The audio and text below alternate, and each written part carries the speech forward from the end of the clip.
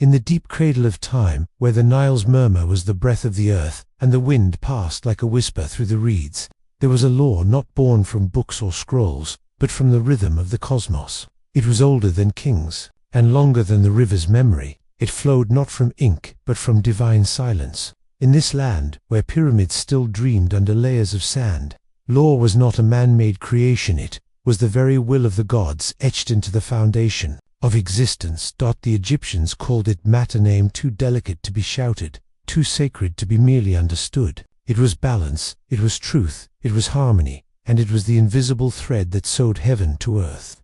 Mat was not argued or debated in courtrooms, it was embodied. One could see it in the arc of the sun's path, in the symmetry of the lotus flower, in the scales of a crocodile's back. Mat was not just the light, was the world as it was meant to be. Pharaohs were not merely kings wrapped in gold and crowned with cobras. They were walking instruments of this Mot, chosen not by blood alone, but by divine agreement. Their judgment was not opinion, it was echo. They did not rule, they restored what had been disturbed. When a crime was committed, the pharaoh did not merely see the act, he felt the imbalance it caused in the eternal weave of the universe. A stolen loaf of bread was not a petty theft, it was a crack in the harmony between man and God. A lie was not a simple untruth, it was a wound in the cosmic flesh. Punishment was not vengeance, it was repair. And so, laws were not written for convenience, they were carved into stone to mirror the permanence of the stars above and the dunes below. The first laws of the Nile did not emerge from mouths but from gestures. The priest raised a palm toward the sky, the scribe knelt before the slab, and the stone was kissed with words that would not fade. These were declarations of divine expectation. The law was not flexible, because truth was not flexible. It did not bend. It was eternal and unyielding, like the granite from which the gods themselves were chiseled. Even the most learned scribes could not argue against the will of Mat. There were no loopholes, no clever twists of language to avoid responsibility. What had been done was measured not by man, but by the unseen scales held in the hands of divine judges.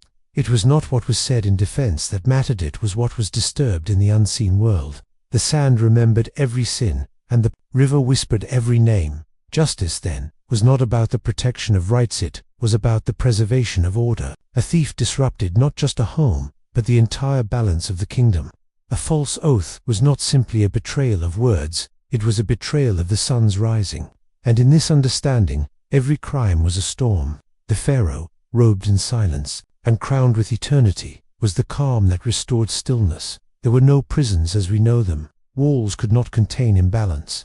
Chains could not fix what was broken in spirit. Instead, punishments were symbolic, reflective, echoing the crime in their poetic severity. To steal from the gods meant to serve in silence until the desert forgave you. To murder meant to lose your name, your memory, and your afterlife. Second death, feared far more than the first. The laws were not recited, they were remembered. Carved into temple walls and stone tablets, they stood like sentinels in time. Children memorized them not for tests, but for life itself. A wrong step, inaction, or word could stain a family for generations. Not because the pharaoh said so, but because the rhythm of the universe had been disturbed. Law was not imposed, it was upheld. To live within the law was to breathe in sync with the cosmos, to speak without deceit, to give with fairness, to walk without arrogance. These were not just moral acts, they were survival. The gods watched, not from afar, but from within. Every word spoken in the market, every weight measured on the scale, every offering placed before a shrine, these were all moments of divine observance. When one erred, it was not just the pharaoh who heard it, was the heavens. And punishment, when it came, was not sudden. It was deliberate, ceremonial, wrapped in rituals that reminded all who watched that justice was sacred. It was not shouted from platforms, it was whispered in temple courtyards, behind veils of incense, in voices that trembled with reverence. Even before the accused stood trial, their spirit began to be weighed not by judges, but by ancestors. Dreams were visited by warnings. Birds flew strangely overhead. Dogs howled at the wrong hour. The earth itself seemed to withhold its kindness. Such were the signs that Mat had been disturbed, and that the time of reckoning approached. The accused did not walk alone to the court. They carried the weight of their deed upon their shoulders like invisible stone. Family members averted their eyes. The community, bound by silent codes, awaited the Pharaoh's verdict, not with bloodlust, but with trembling. They knew that justice was not a spectacle, it was a restoration. The court, when convened, was not a place of chaos. It was orderly, still, almost sacred in its quiet. At its heart, the Pharaoh or his appointed vizier would listen not just to the words, but to the silence between them. Witnesses spoke with care, for falsehood was more dangerous to the soul than to the accused. The truth, once spoken, was eternal. Law, in this land, did not need enforcement squads or jails of steel. It needed memory. Memory of what was right. Memory of what had been lost when wrong was committed. And punishment was not simply a conclusion, it was a restoration of what the Nile had known, what the stars had whispered, what the stones had mourned. Sometimes, a punishment could be lighter, public apology, a symbolic act, a ritual of cleansing. Other times, it was as heavy as stone, as final, as the closing of a tomb. But always, it was framed not in hate, but in necessity. For what was broken had to be mended, not just for the victim, but for the world. They were judges, yes, but they were not men in robes. They were scribes, priests, viziers, those who had studied the stars and memorized the rituals of truth. They did not seek power in their decisions. They sought only to avoid the wrath of Mat, whose feather, once disturbed, could cause kingdoms to fall. The Pharaoh himself rarely spoke in court, for his word was too sacred. But when he did, his judgment fell like the sun at noon, inescapable, burning, complete. To be judged by the Pharaoh was to be seen not by a man, but by the eyes of eternity. And none who heard his sentence ever doubted its weight. Even the innocent, when freed, did not cheer. They walked away with bowed heads, thankful not for escape, but for alignment. For in Egypt, to be at peace with the law was to be at peace with the gods, the dead, and the wind. The one who returned home did not boast. They fasted, offered prayers, and listened more carefully to the silence. In the end, law in Egypt was not about rules, it was about remembering who you were. A child of the Nile, a servant of balance, a whisper in the desert that would echo only if it remained pure. One's soul was not weighed only after death, it was weighed every day, in every action, in every breath taken beneath the sacred sun. So the law, though not written in ink, was etched in the bones of those who lived beneath the blue sky. And if they forgot, the wind reminded them. If they lied, the river knew. If they harmed, the stone wept. And when punishment came, it was not from cruelty, but from love for the order that held the world together. Because in the land of the Pharaohs, it was never about the deed alone. It was about the echo, the ripple, the unseen crack in the wall of harmony. And that wall, though ancient, had guardians both seen and long before punishment was ever carried out in the land of Egypt. There was weighing, not of evidence as we know it, not of arguments shouted between men, but of something much quieter, more eternal. The soul itself stood trial, and the weight it carried was not measured in gold or grain, but in purity, in truth, in alignment with the cosmic breath of Mat. This judgment was not reserved for death alone. It began the moment one walked a crooked path. The feather of Mat was not a mere symbol. It was the embodiment of all order and truth in the universe. Pure, light, delicate yet stronger than pyramids, more enduring than stone. To live justly in ancient Egypt was to live so that one's heart would not outweigh this feather, not just in the afterlife but now, every day. With each step taken beneath Ra's watchful eye, the heart, called IB, was not simply the seat of emotion. It was the mirror of the soul, the record keeper of every action and every intention. While the tongue could lie and the body deceive, the heart could not be hidden from the gods. It bore the truth in its rhythm. And when brought before the scales of justice, no pleading could make it lighter. Priests and scribes understood this. They taught children early that truth was not a thing to be recited, but lived. To lie was not only to risk punishment, it was to distort one's own heart, to thicken it with shadow, to betray a friend, to steal, to mock the sacred. All of these were weights added to the soul, invisible but inescapable. In temples, beneath the painted wings of Mat herself, initiates would whisper oaths of honesty. Their voices trembled, not out of fear of man, but of spirit, for they believed that every falsehood pulled the world closer to imbalance, and chaos was not a storm. It was the undoing of everything. The Nile drying, the stars falling out of order, the end of harmony, so even the smallest liar miscounted scale in the market. a misdirected prayer, a hidden insult was not harmless. It was a crack in the wall of order, and the feather of Matt, though always still, always quiet, waited to measure it. It was not a feather like those of the ibis or the falcon. It was a divine object, woven from the first breath of creation, set on the scales of judgment since time was born. When someone was accused of a crime, even a petty one, the priests of Maat did not ask only for witnesses. They looked into the eyes of the accused. They listened for tremors in the voice, hesitations in the breath. They believed the soul leaked through the flesh. The truth could not be perfectly hidden. The feather would eventually find its balance, even if it took years. Stories are still whispered of those who tried to escape it. A high priest who stole from temple offerings but cloaked himself in piety. A noblewoman who orchestrated a murder but paid off the right tongues. Their names have faded, their tombs collapsed, their afterlives denied, not because they were caught by men, but because the feather of Maat never forgets. There was a ritual known only to the highest of temple priests. It was called the silent balance. In moments where justice was uncertain, when man's eyes were clouded, this ritual was performed in seclusion. No crowds, no accusation, only a sacred feather, a drop of the accused blood, and the prayers of 7 priests. If the blood moved against the feather, it was said the gods had judged. No one dared question the outcome. In the afterlife, the weighing of the heart was the moment all Egyptians prepared for. Osiris stood as judge, Thoth recorded, Anubis adjusted the scale, and waiting, always, was Amith the devourer. If the heart was heavier than the feather, Amit would consume it in one bite. There was no hell, no torment, just disappearance, oblivion, the soul, undone, erased. But the living knew this moment began long before death. So, those who were wise lived in preparation for that scale. They practiced truth as though it were breath.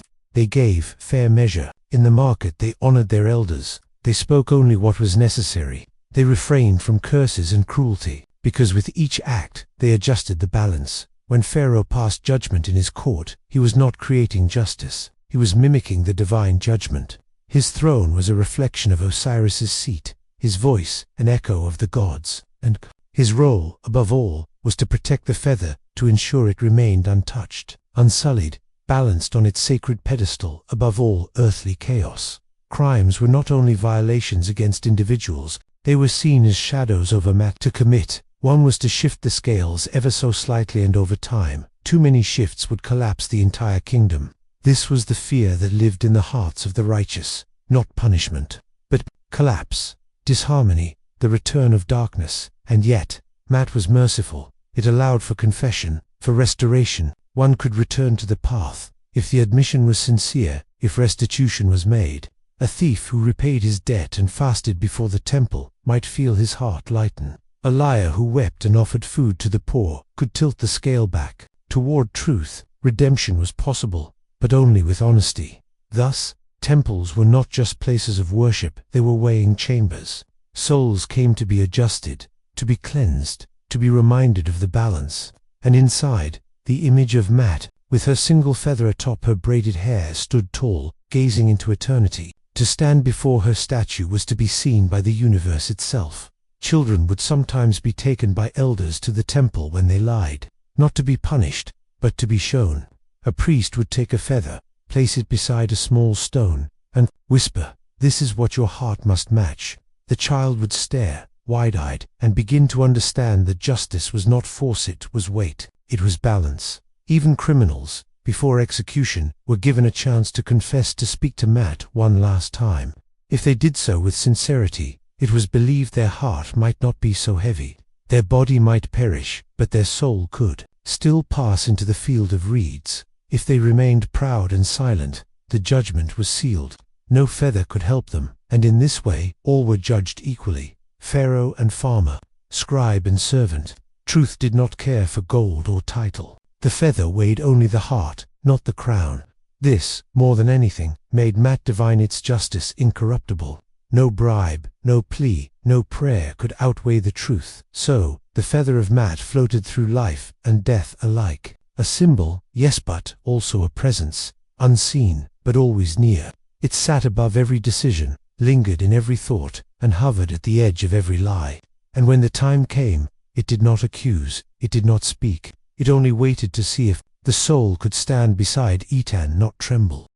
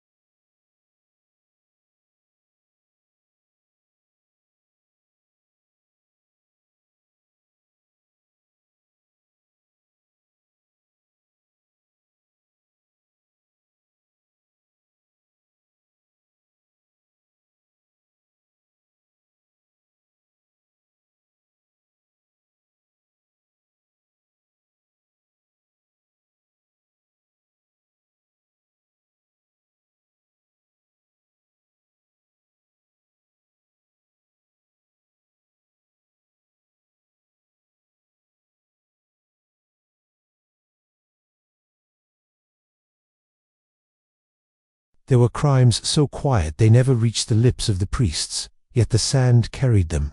Crimes that left no witnesses, no trials, no judgment, only a shift in the air, a sickening unease in the wind, and the breath of my heart faltering. These were not the loud, messy crimes of passion or drunkenness. They were the delicate betrayals, the sacred desecrations, the thefts of what could not be returned. And when such acts occurred, it was said the desert itself shivered. In the temples, where candles flickered like watching eyes, whispers of these crimes passed through the columns. A statue of Thoth was found with its beak chipped. Was it an accident or blasphemy? A priest fell ill after accusing another of forging offerings. A noblewoman miscarried days after mocking the god base. These were not coincidences, the elders said. These were signs. When truth went unspoken, it spoke. Through suffering, tomb robbery, above all, was the most dreaded of sins, not simply for its cruelty, but for the weight it placed upon the soul of the victim. To disturb the resting place of the dead was to sever their journey into the afterlife. The stolen amulets, the broken canopic jars, the defiled names on sacred walls, these were more than vandalism. They were annihilations, and those who committed them were marked by nightmares that left them sleepless under the cold breath of night. The sand kept the footprints of thieves longer than the gods kept mercy. Stories are still murmured of a group who entered the tomb of a high priest, taking his gold tongue and serpent staff. Within days, their tongues swelled with boils, and their speech turned into animal shrieks. No tribunal was held, no punishment was declared. The desert had already passed sentence. But not all crimes were committed in secret. Some were bold, loud, performed in the light of day by men who believed themselves untouchable. A general who declared himself equal to the pharaoh, wearing the uraeus crown in mockery. A scribe who replaced the king's name in a royal decree with his own. Concubine who summoned dark spells against her rivals. Such crimes echoed like thunder through the corridors of the palace. And yet, often, justice did not follow immediately. The gods, it seemed, were patient. The Nile did not rise one season. A child of the court was born mute. Plague swept through the vineyards. These were not seen as punishments, but warnings. The imbalance caused by these acts rippled outward, affecting not just the guilty, but all who lived beneath the shadow of the offender's name. There were crimes of the mouth, false prophecy, blasphemy, curses whispered against the gods. These were feared not only for their disrespect, but for their power. Words in Egypt carried weight. To speak against a god was to invite the wrath of eternity. To twist truth was to crack the sacred order. And so, many accused of such crimes were silenced permanently. Their tongues cut, their names erased. Even in marriage, betrayal was not just emotional, it was cosmic. Adultery, particularly involving royal blood, was treated with severity. A queen's maid who lay with a guard could face the lash, but if a priestess defiled her vows, the punishment was spiritual. Her soul was believed to be cursed, her dreams haunted by unfinished prayers and unfinished journeys beyond death. Crimes against the harvest were considered crimes against life itself. A farmer who salted another's field, or a merchant who hoarded grain during famine, was judged not by wealth but by intention. If he had acted with greed, he had starved not just Belize but the gods, and the fields would remember. Seasons would fail him. Rats would follow him. His house would fall apart one beam at a time. Sometimes the crimes were not actions, but absences. A man who ignored funerary rites for his parents. A noble who failed to offer to the gods during festivals. These were called crimes of silence, and they carried a spiritual weight that could not be seen, only felt. Those who committed them were not punished by decree but by isolation. Their names ceased to be spoken. Their chairs were left empty at feasts. Defacing sacred art was another grave transgression. To chip away a god's face was to erase its power. To defile a mural depicting a ritual was to cut the connection between mortals and divinity. It was said that those who damaged such works would lose their own faces in the afterlife, wandering as faceless shadows across the black land, unseen by ancestor and god alike. Theft within a temple was a crime, so layered in sacrilege that few dared to even whisper its consequences. But when it occurred, when an offering bowl vanished, or a necklace of a statue was found missing, the repercussions were swift. The temple would close, bells would be rung in reverse, priests would fast and wail, and eventually, when the culprit was found, they would be stripped not just of clothes or life, but of identity. Even children, though precious to Egypt, could commit offenses that shook the delicate balance of Mat.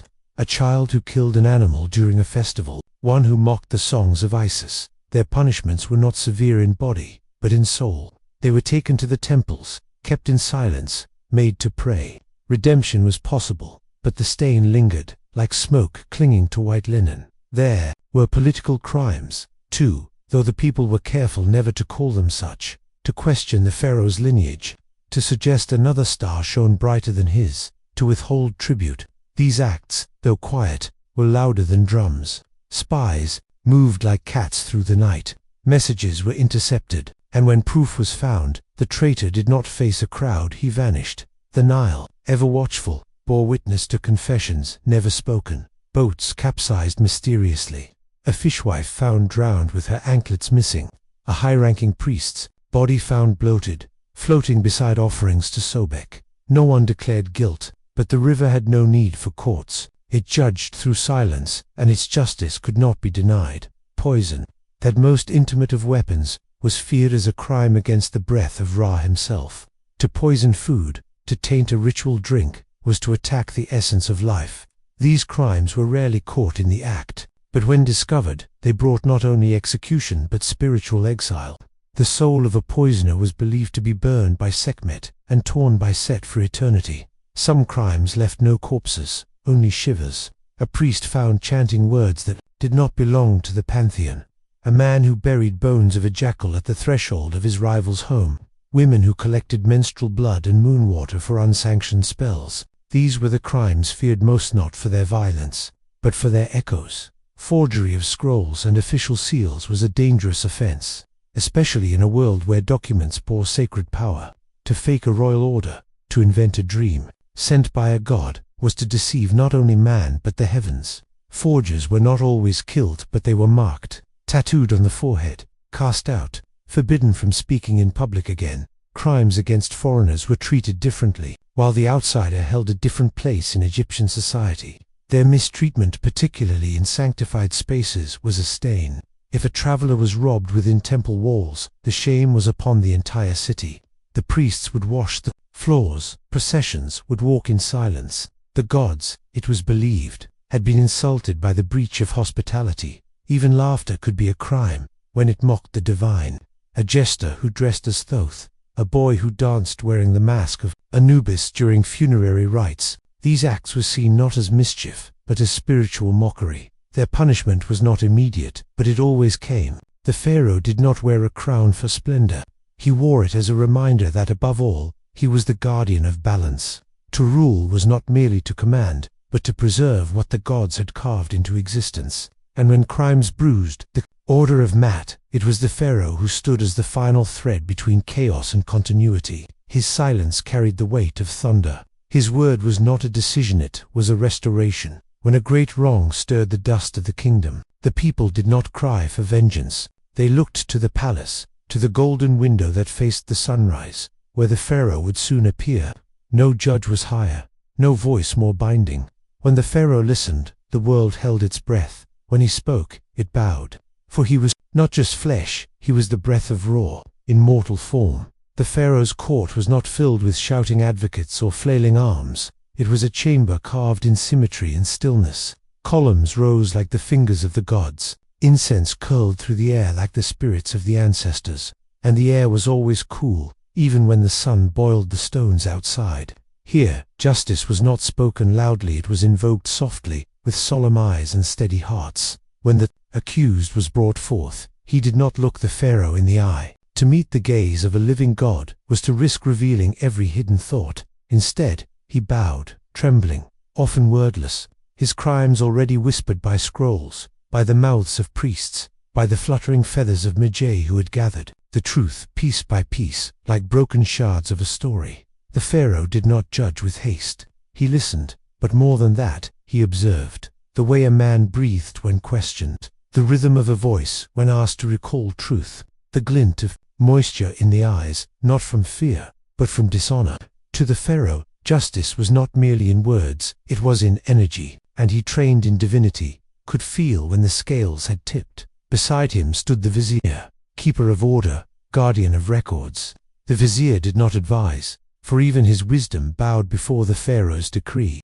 He was there to record, to remember, to carry the word across the land like a lantern in the night. It was said that once the Pharaoh gave judgment, the vizier's stylus would glow, warmed by the divine fire of truth. In rare cases, the Pharaoh would rise from his seat, stepping down from the dais to face the accused. This act, simple yet shattering, signaled that the matter was not only legal but sacred. His feet upon the same stone as the criminals made the chamber ache with tension. Sometimes he would speak a single sentence, sometimes he would speak none at all, but all knew judgment had come. The people of Egypt did not see justice as a right, they saw it as a gift, flowing from the Pharaoh like the Nile flowed from the mountains. When he acted, it was believed that the gods had whispered into his heart, that the very ink of the stars had passed into his blood. To defy a royal verdict was not rebellion, it was heresy, a tier in the order of all things. Yet the Pharaoh was not cruel. His justice was not designed to instill fear, it was to heal. When he ordered a traitor exiled rather than executed, it was not weakness, it was mercy guided by vision. He saw what others could not, the ripples of each decision, how one punishment might birth 10 more crimes, or how forgiveness might seal a wound across generations. Sometimes, when judgment involved a noble, or a member of the court, the Pharaoh would conduct the hearing in secret. No crowds, no ceremony, just truth and silence. This was not concealment. It was reverence, for even those in high places were not beyond error. And when their fall came, it was quiet, graceful, yet irreversible. A name erased, a house emptied. Crimes of treason were judged with utmost gravity. The Pharaoh understood that such acts were not against him, but against Mat, against the sky itself. Those who plotted rebellion were seen as vipers, not merely because they sought power, but because they risked unraveling the sacred thread that held Egypt together. Their punishment was swift, but never without ritual. Before execution, the Pharaoh might allow the condemned a final prayer, not to him, but to the gods. For the Pharaoh was not interested in revenge. He sought balance. If the heart could be lightened before death, then perhaps the soul might still reach the field of reeds. Even in justice, there was hope. That was his greatest power, not destruction, but mercy wrapped in majesty. There were moments when the Pharaoh's judgment was questioned but not allowed. A scribe might wonder, a priest might hesitate, but they never spoke, for they knew. The Pharaoh saw farther than they. He did not simply respond to the present, he felt the echoes of the future. His decree was not a reaction, it was the sealing of a wound across time. The Pharaoh's throne was not soft, it was carved of stone and gold, meant not for comfort, but for truth. It bore the names of his ancestors, their eyes carved into the arms of the seat. Each time he sat in judgment, it was said he heard their voices, guiding him, warning him, lifting him beyond pride or fear. He judged not as a man but as a memory given form. When he ruled in favor of the poor, granting land or lifting a tax, the people wept, not because they were spared, but because they were seen. The Pharaoh, despite his distance, was present in every life. His justice was not distant loot, was the closeness of divinity. He carried all burdens, even those never spoken aloud. Some say the Pharaoh once pardoned a man accused of grave theft because he saw in him a sorrow deeper than crime. He ordered the man to serve in the temples, to rebuild what he had tried, to destroy, and in time, that man became a healer, known not for what he had taken, but for what he had given back. Such was the magic of Pharaoh's mercy. It turned ruin into rebirth. But not all judgments ended in peace. There were times when the Pharaoh's gaze grew cold, like the desert at midnight, when his voice rang like bronze across stone. And when that happened, even the hawks outside the palace grew still. He could condemn with a glance, and his command would be carried out, not with cruelty, but with the sacred weight of necessity. No sentence was ever reversed. Once the Pharaoh spoke, the matter was sealed like a tomb. Even he would not unsay what had been said. To alter justice was to disturb Matt, and so he chose his words carefully, knowing that each one would ripple across the kingdom like a stone dropped into sacred water. Judgment, in Egypt, was performance and prayer. It was the Pharaoh acting as both man and myth, as justice incarnate. His robes were not simply woven fabric, they bore prayers, symbols, spells, woven with the hands of temple virgins. His scepter was not simply a tool of command, it was a lightning rod of divine will. To be judged by Pharaoh was to be seen by the gods.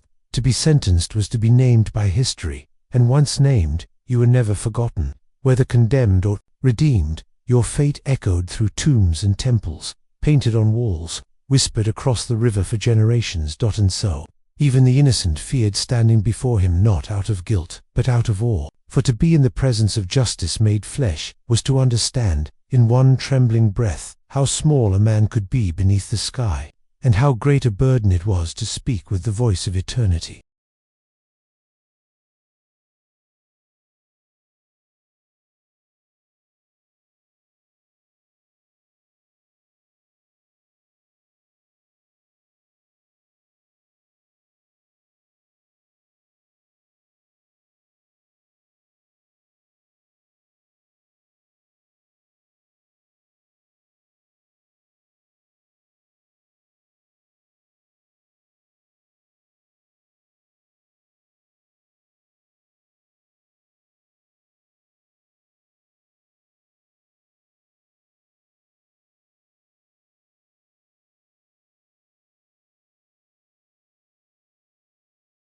They were not loud men. They did not boast or ride with parades. The Magi slipped between reeds and shadows, their sandals leaving no mark, their presence as subtle as a breeze. Where others saw confusion, they saw patterns. Where others saw silence, they heard footsteps.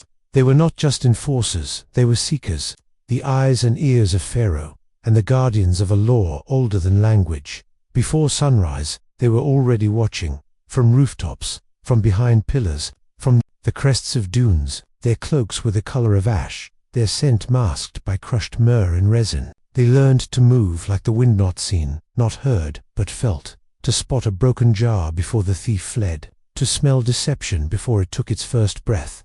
Justice was their compass, an instinct their guide. The Magi were chosen, not born. No lineage gave them power. It was their silence that spoke for them, their patience, their ability to wait in stillness as a guilty man betrayed himself with a glance. Training took years, not in weapons alone, but in the art of observation. A good Magi could tell a liar from the rhythm of their blink, could see murder hidden behind the folds of a garment. They came from Nubia once, fierce warriors with eyes like molten bronze. Over time they became something more refined, less sword, more scalpel. In the palaces, nobles whispered their name with unease.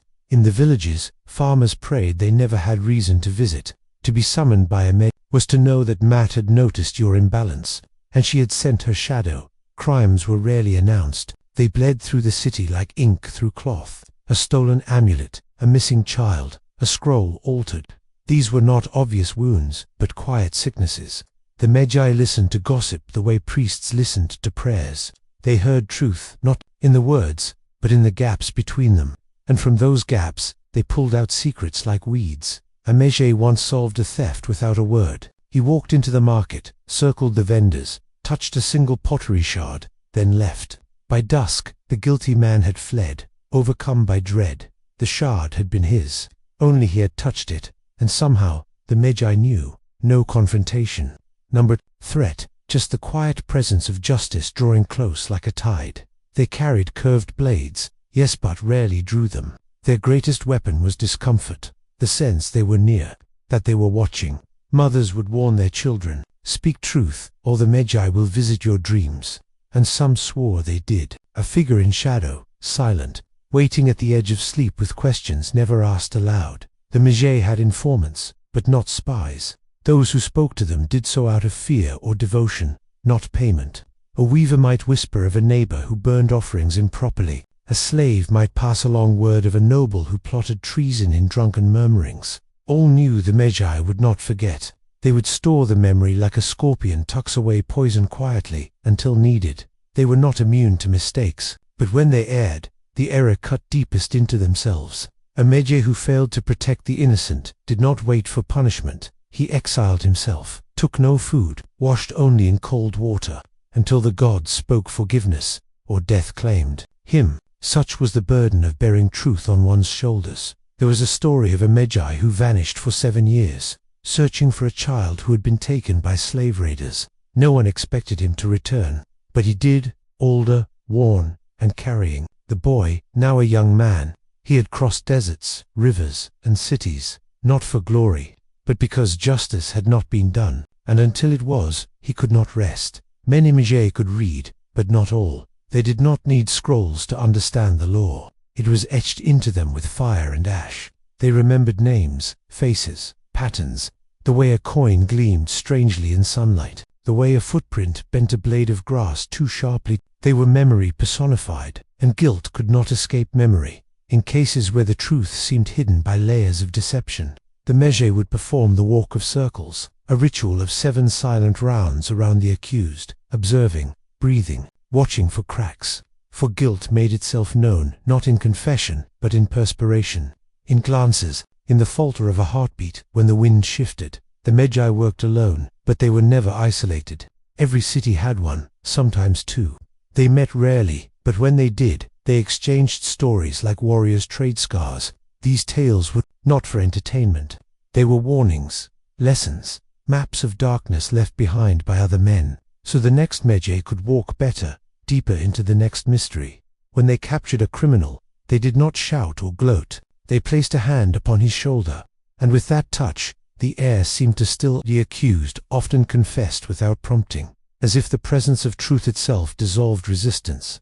The Magi offered no judgment. That was for Pharaoh. Their role was to deliver the truth to the steps of power. Punishment was never theirs to give, but sometimes the gods took matters into their own hands. A murderer captured would fall ill before reaching court. A thief might collapse just outside the palace. These deaths were not feared, they were accepted. The Magi never flinched. They had seen what happens when matter is too long delayed. Nature intervenes. Sometimes the Magi visited temples not to pray, but to listen. The gods, they believed, did not always speak in words. They spoke through omens, through dust that clung unnaturally, through statues that leaned where they never had, through animals behaving wrongly, a hawk flying at night, a cat who refused to enter a shrine. To others, this meant little. To the Magi, it was a trail. They respected the priests, but did not bow. Priests served the gods through ritual. Magi served them through truth. And while rituals could be falsified, truth could not. The two worked side by side, but from different realms, one of incense and prayer, the other of sweat, dirt, and the sharp edge of reality. Women were rare among the Magi, but they existed, and they were often the most feared.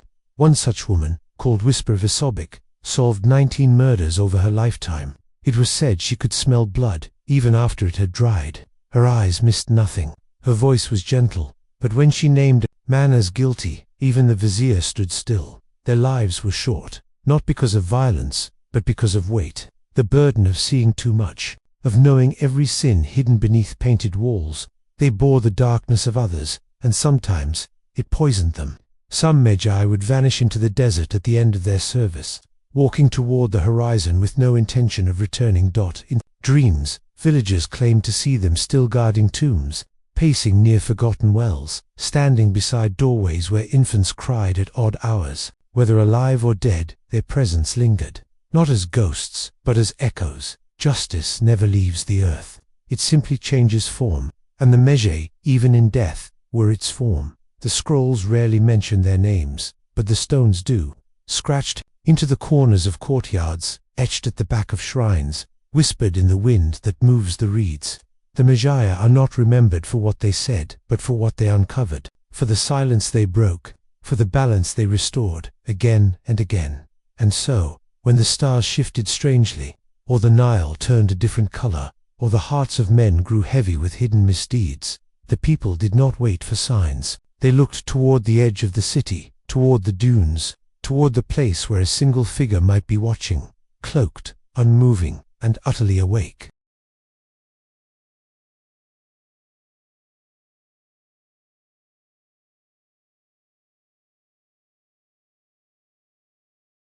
There was a tree near Thebes, ancient even in the time of Pharaohs, with roots that curled into the bones of forgotten kings. Its branches stretched wide, casting a silence upon the earth, like the hush before a sacred hymn. This was not just a tree, it was a witness, a sentinel. The people called it the sycamore of judgment, for beneath its shade, truth had nowhere to hide, and lies turned bitter on the tongue.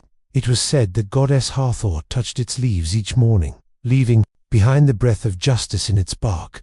Beneath this sycamore, trials were held when the temple was too far, or the court too compromised. When the matter was not just legal but spiritual, the tree was chosen. No wall separated accuser and accused. No throne raised one voice above another. Here, all stood level with the soil. The rustling leaves were the only jury. The goddess heard through wind and shade, and her verdict came in subtle ways, trembling knees, clouded skies, or the breaking of a twig at the wrong moment. It was mid-autumn when the people gathered for the trial of Renocht, a tax collector accused of stealing from the granaries during the year of thin flood. He stood alone, wrapped in linen too fine for a man whose district had starved. Before him stood two farmers, hollow-eyed, with hands blistered from the earth. They had no scrolls, no priests to speak for them, only the memory of hunger and the names of their dead carved into small wooden tablets. No guards restrained men. That was not the way beneath the sycamore. If he had committed the crime, the goddess would see it. If he had not, the air would remain still, and he would leave with his name intact. His fingers twitched at his side. He did not sweat, but the lines at the corner of his mouth quivered when the wind picked up. Behind him, his servants kept their distance. In this sacred space, loyalty was thin as papyrus. The elders began the trial not with questions, but with silence. This was the first rule. Let the accused sit with the weight of the accusation before words poisoned the air. In that pause, the soul often spoke louder than the tongue. Birds shifted uneasily in the branches. A child began to weep, then stopped as if hushed by an invisible hand. The accused looked up once, then quickly down, as though the leaves bore eyes. When the speaking began, it was not the farmers who voiced their grievance, but a potter named Seba. He had nothing to do with the crime, but his kill had overlooked the granary road. He had seen wagons in the night.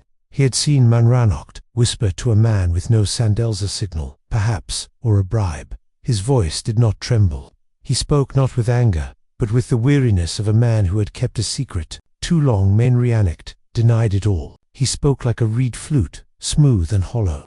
His words wound through the air with practiced ease, polished by years of persuasion. He claimed loyalty. He claimed innocence. He named witnesses who were far away.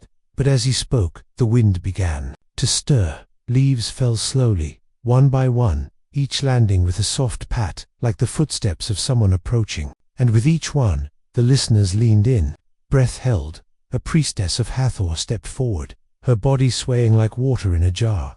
She held in her hand a bowl of sycamore milk, a sacred drink, only offered in moments of divine witness. She placed it at the foot of the tree. If Hathor disapproved of the proceedings, the milk would curdle in minutes. All eyes flicked to the bowl, then away. It sat still, white and pure. But the priestess did not return to her place. She remained, watching Renocht, her lips moving in silent prayer. A second voice rose this time, the wife of a dead farmer. She did not accuse him directly. She simply held up a necklace, a charm that had belonged to her husband.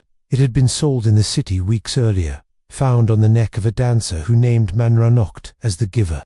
The charm bore the seal of a harvest worker, something no official should possess. No one spoke.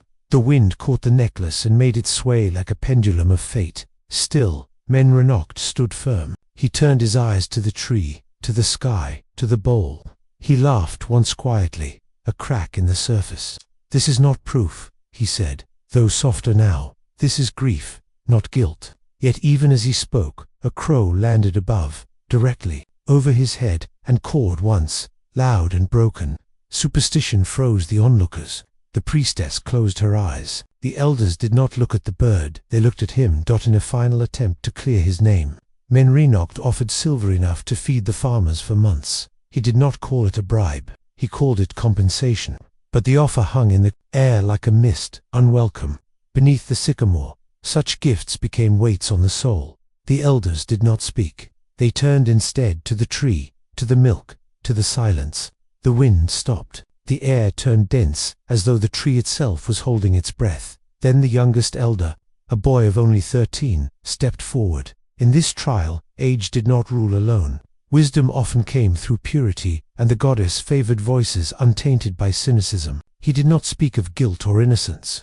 He simply asked, would the innocent offer silver to bury truth? The question rippled like the Nile. Manranocht lowered his gaze, and in that moment, the bowl of milk trembled. No curdling, no souring, but the rim cracked a thin, jagged line from edge to base. The priestess picked it up, held it high, then nodded once. The goddess had spoken, not in rot, but in fracture, not destruction, but warning. Manranocht would not be executed, but his name was broken, his post stripped, his wealth distributed. He would walk the rest of his life with the sound of that crack echoing in his memory. The crowd dispersed slowly, as though reluctant to step out from beneath the sacred branches. Justice had been done, yet no victory had been claimed. This was not vengeance, this was restoration. The balance had been shifted back into place, not by sword, but by presence, by patience, by the tree that remembered every footfall and lie, ever whispered beneath its shade. Manranocht left, without servants, without cart or robe. The dust clung to his feet. The farmers did not cheer. They returned to their fields with quiet dignity. The necklace was buried. The charm returned to the soil. Life moved forward not in celebration, but in the way the Nile flows after flood. Quieter, clearer, renewed, and the tree remained. In the months that followed, others came to it not just for trial, but for guidance. Lovers asked it if their oaths were true. Children lay beneath it to dream. Priests knelt to ask if the gods still listened. And always, the leaves whispered back not in words, but in the way light shifts when a question is answered without sound. It is said that one day, the tree will fall, when no one needs it anymore, when truth is spoken without fear, and justice walks through every street. But until then, it waits, quietly watching, roots curled around the past, branches lifting the weight of every human question. The sycamore will not forget, and beneath its shade, neither will we.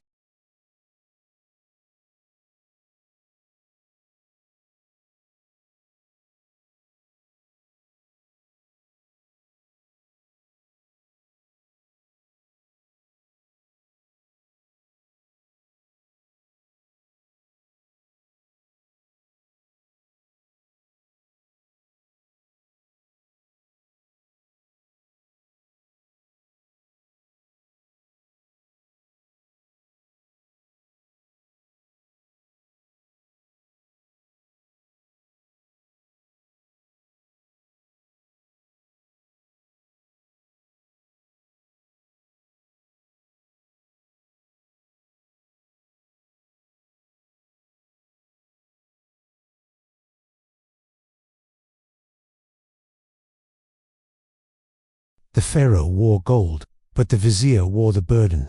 While kings were the breath of gods, viziers were the lungs of the state, silent, tireless, unseen in their labor. Behind every decree, behind every act of justice or grain counted at the flood's edge, there was his pen. Not a servant, not quite a ruler, but something in between. The axis on which all turned. Where others sought favor, he sought order. Where others prayed, he calculated. He did not ask for praise. He asked only that the machine of Egypt run. Without pause, he rose before the sun, his feet silent on cool stone, his hands already ink-stained before the city stretched awake. Scrolls awaited him like restless dreams, reports from quarries, temples, and tax collectors, whispered complaints, written in small, bitter symbols, petitions from peasants who dared not speak directly. His eyes took them all in, not to judge, but to weigh, not to feel, but to balance. For a vizier's duty was not compassion, it was clarity. He was the first to enter the audience chamber, and the last to leave. When the pharaoh dispensed justice, it was the vizier who had first whispered the truth into his ear, not the lie of a minister, not the bribe of a noble, but the cooled, sifted essence of facts, stripped of heat and pride. His memory was longer than the Nile, holding decades of knowledge, crimes, patterns. He remembered names even the gods had forgotten.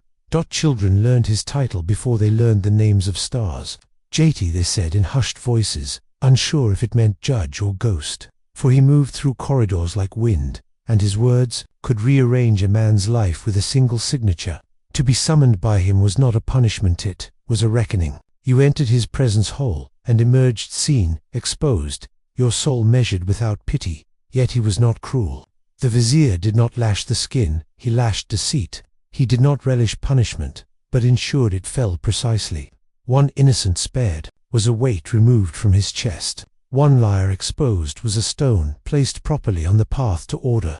His justice was not sharp, it was exact. He did not rush, and this patience, more than any sword, brought fear to the guilty. In temples even, the priests acknowledged his rank, not with genuflection, but with silence. He passed through their incense clouds like a blade through mist. They knew he did not bow to gods as they did. He bowed only to truth. When offerings were counted, it was his hand that verified their measure. When rumors reached the ears of Anubis' servants, it was his scroll that filtered noise from revelation. His clothing was simple, yet spotless. White linen, always freshly pressed. A sign that though he walked through filth, none of it clung to him. His staff bore no gems, only a carved symbol of mat. Not for show, but reminder.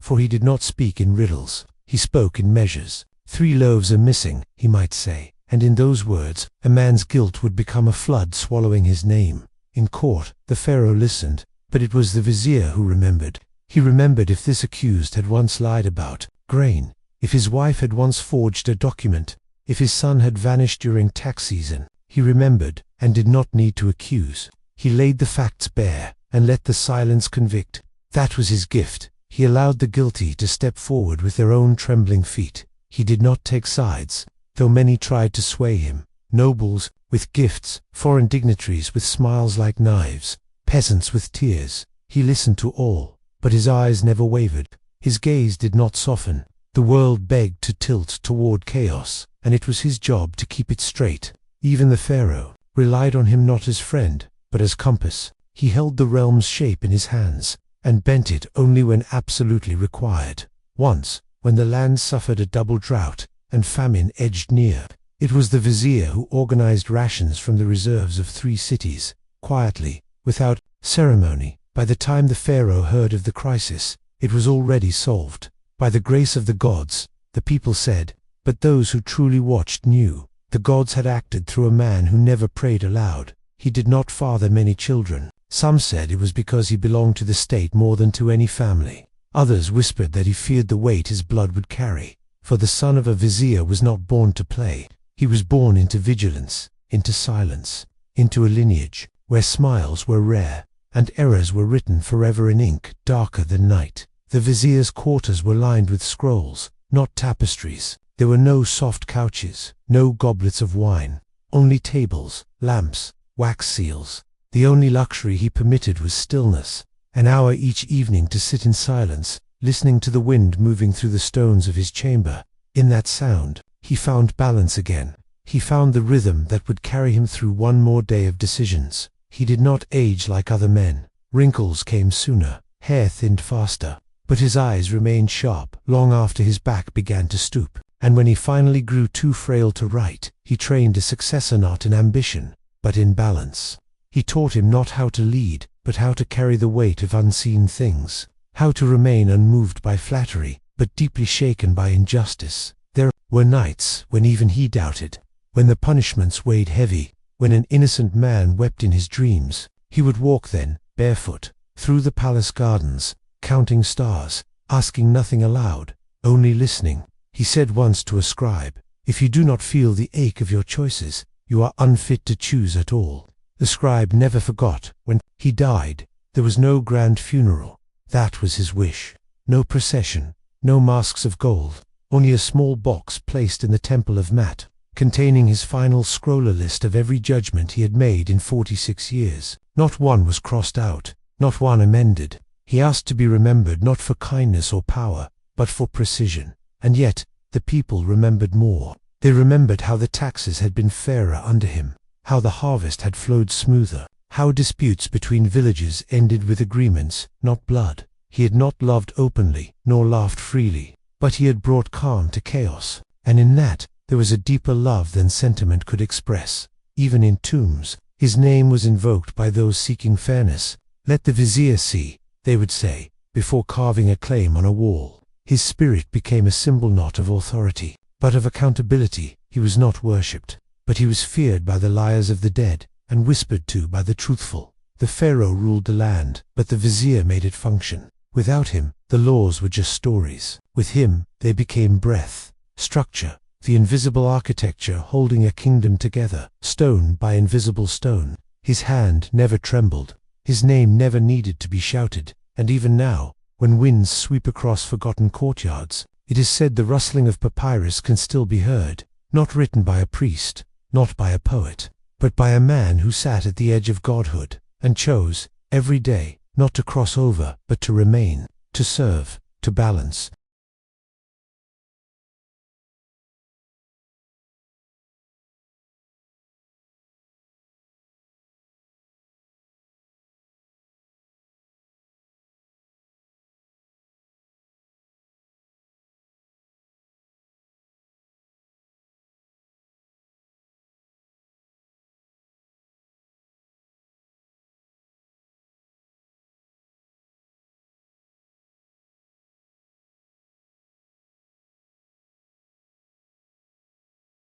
It was not the lash that broke the spirit, it was the speaking of truth aloud. In Egypt, punishment did not always arrive in the form of iron or fire. Sometimes it arrived as silence shattered by a voice that had long held its breath.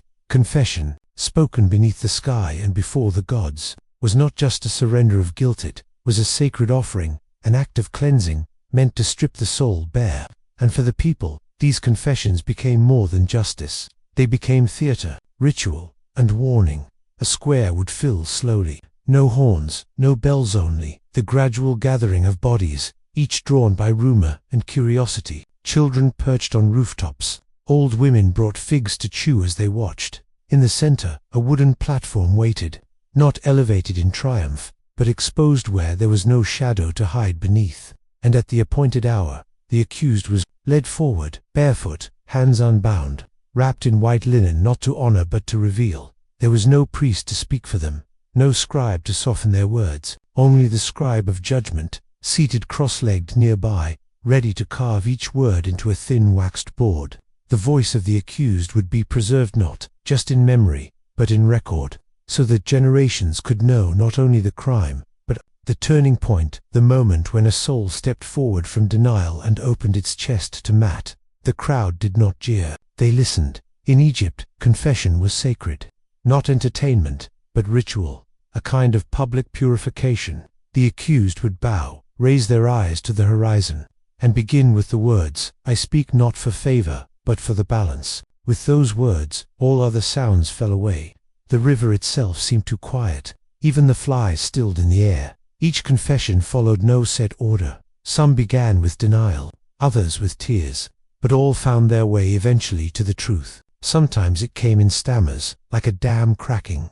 Other times it flowed in a single, unstoppable breath. A merchant might confess to false scales. A wife might confess to poisoning her rival. A priest might admit to stealing from the offering jar. Their voices trembled, but their words, once spoken, floated free of them. The people watched, not out of cruelty, but out of reflection. Each confession was a mirror, and as they listened, they weighed their own hearts.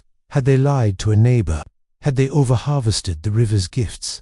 Had they failed to offer incense on a parent's death day? The confessions of others became, briefly, their own. And so the plaza became a temple, the platform a kind of altar.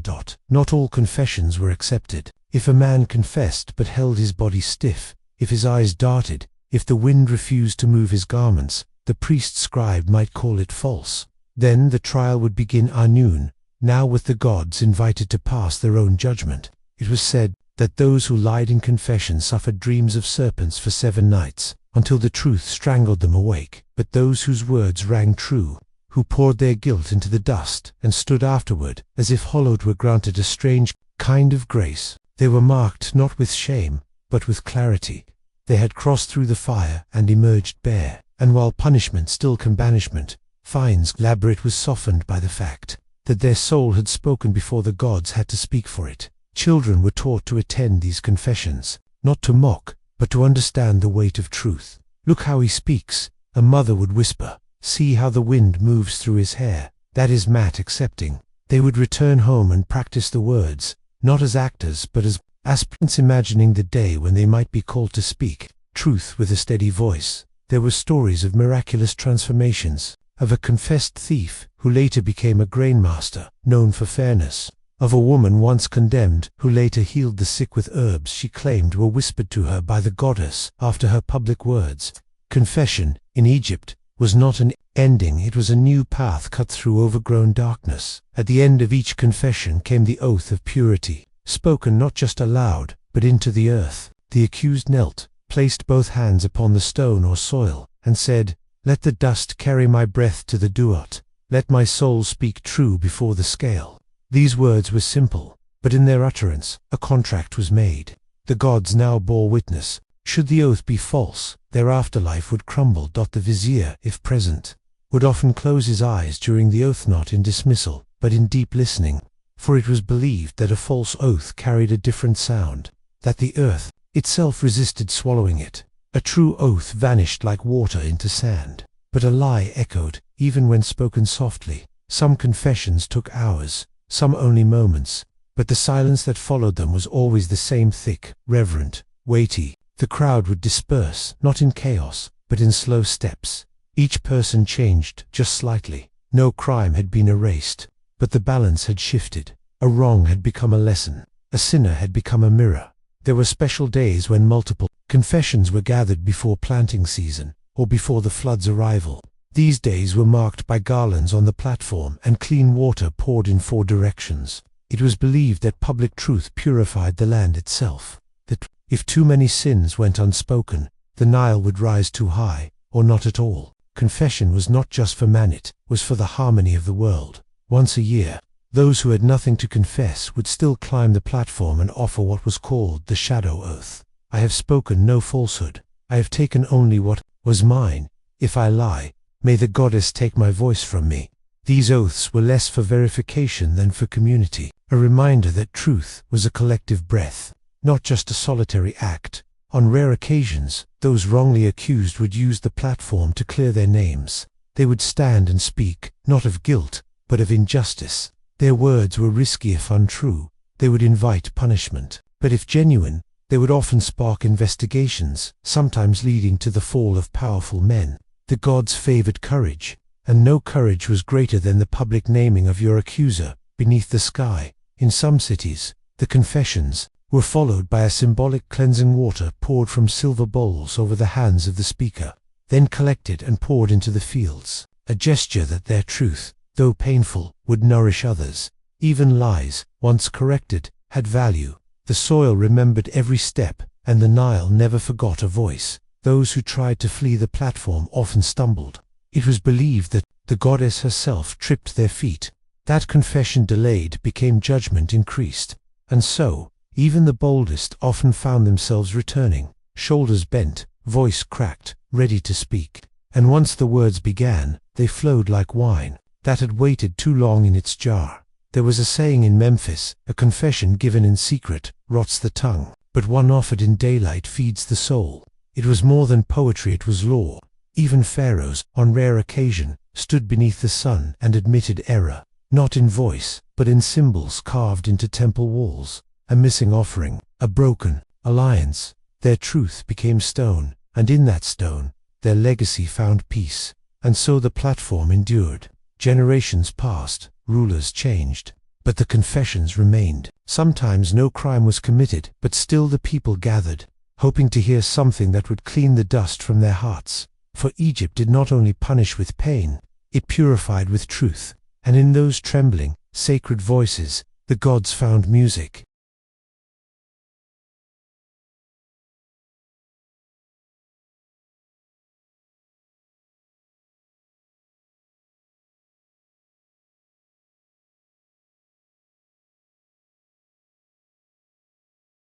There were two paths when a soul fell to far. One led into silence, the other into distance.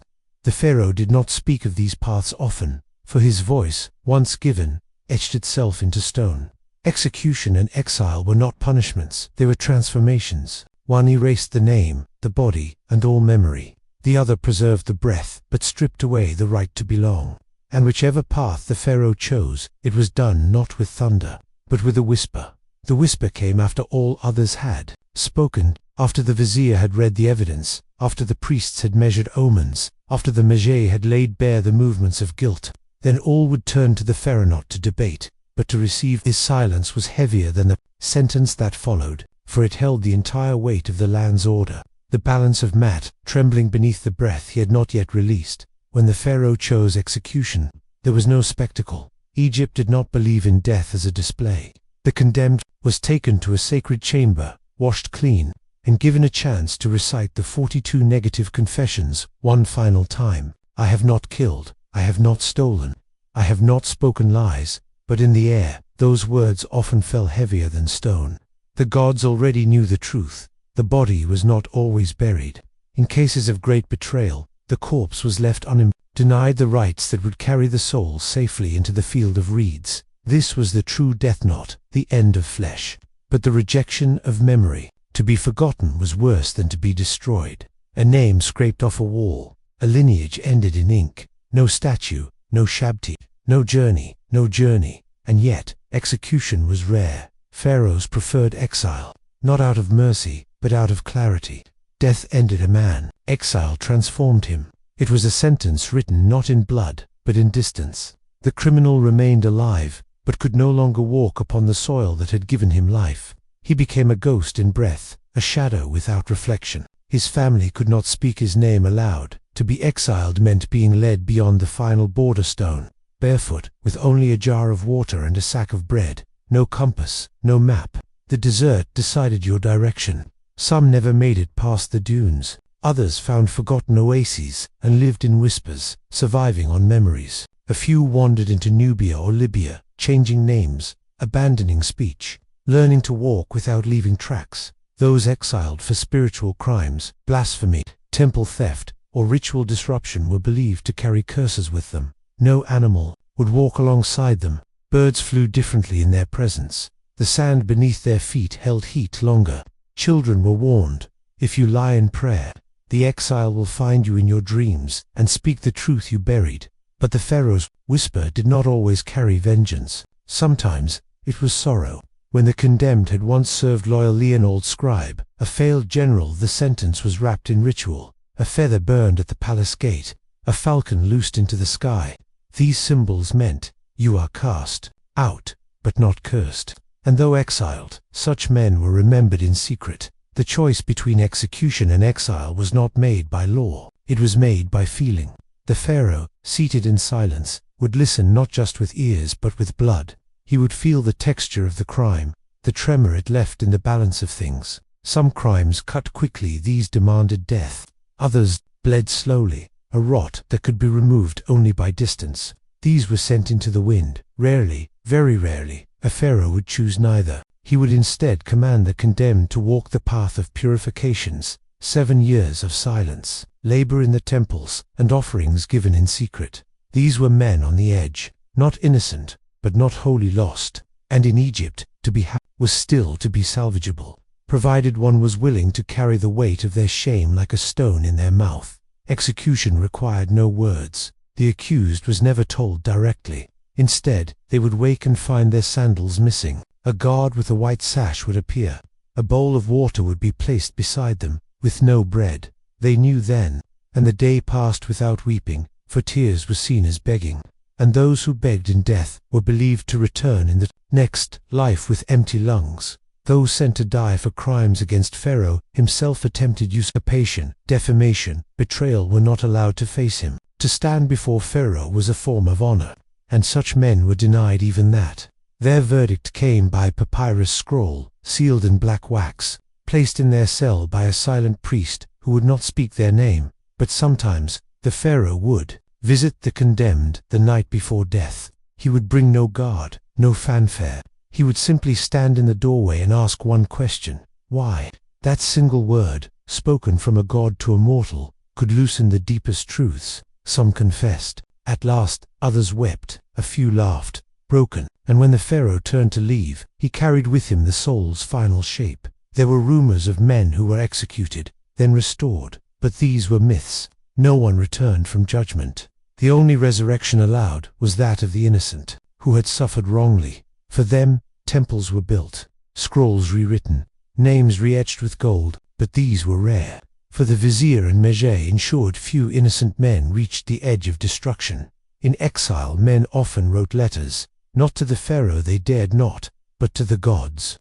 These scrolls, buried in sand or tucked inside hollowed stones, were prayers laced with regret. Some have been found. They read not like pleas, but like broken songs. I took more than my field allowed. I struck my brother in haste. I feared truth, and it left me hollow. These were the voices of the nearly erased. When a pharaoh died, it was said his first judgment in the afterlife was not of his own deeds, but of the judgments he had made. Every execution echoed. Every exile returned. The gods weighed, not just his feather, but the breath of every man he had cast down. And so the whisper, though soft, carried the volume of eternity. And in time, people remembered not the names of those executed or exiled, but the feeling in the air the day the Pharaoh whispered, the stillness in the market, the shadow that stretched just a little too far, the way a bird paused mid-flight. For on that day, the balance of Egypt shifted by a breath, and the wind carried that breath across the Nile, through the reeds, into memory.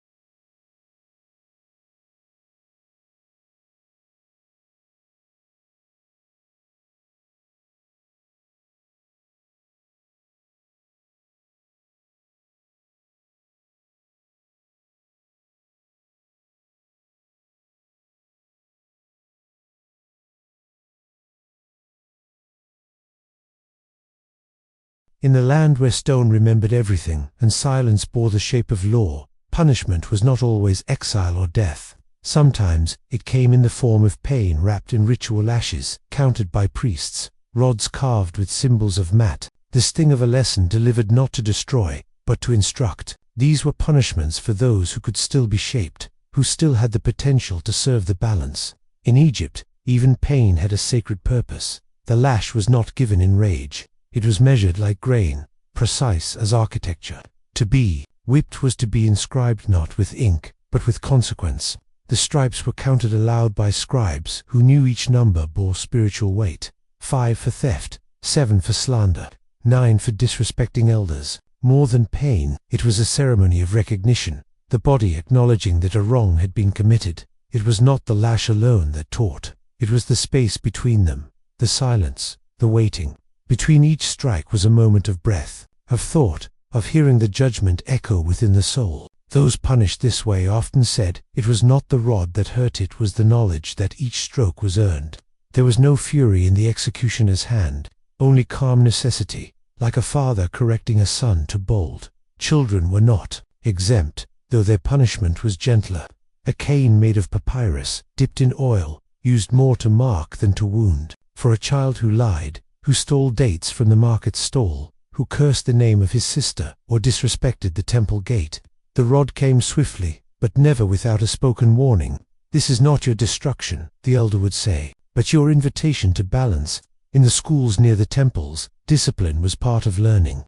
A scribe in training who miswrote a sacred name might be tapped lightly on the wrist, not for the mistake, but for allowing the sacred to be made mundane. Write as if the gods are watching, the master would whisper, and the student, tears barely held back, would ink the word again, slower, more reverently.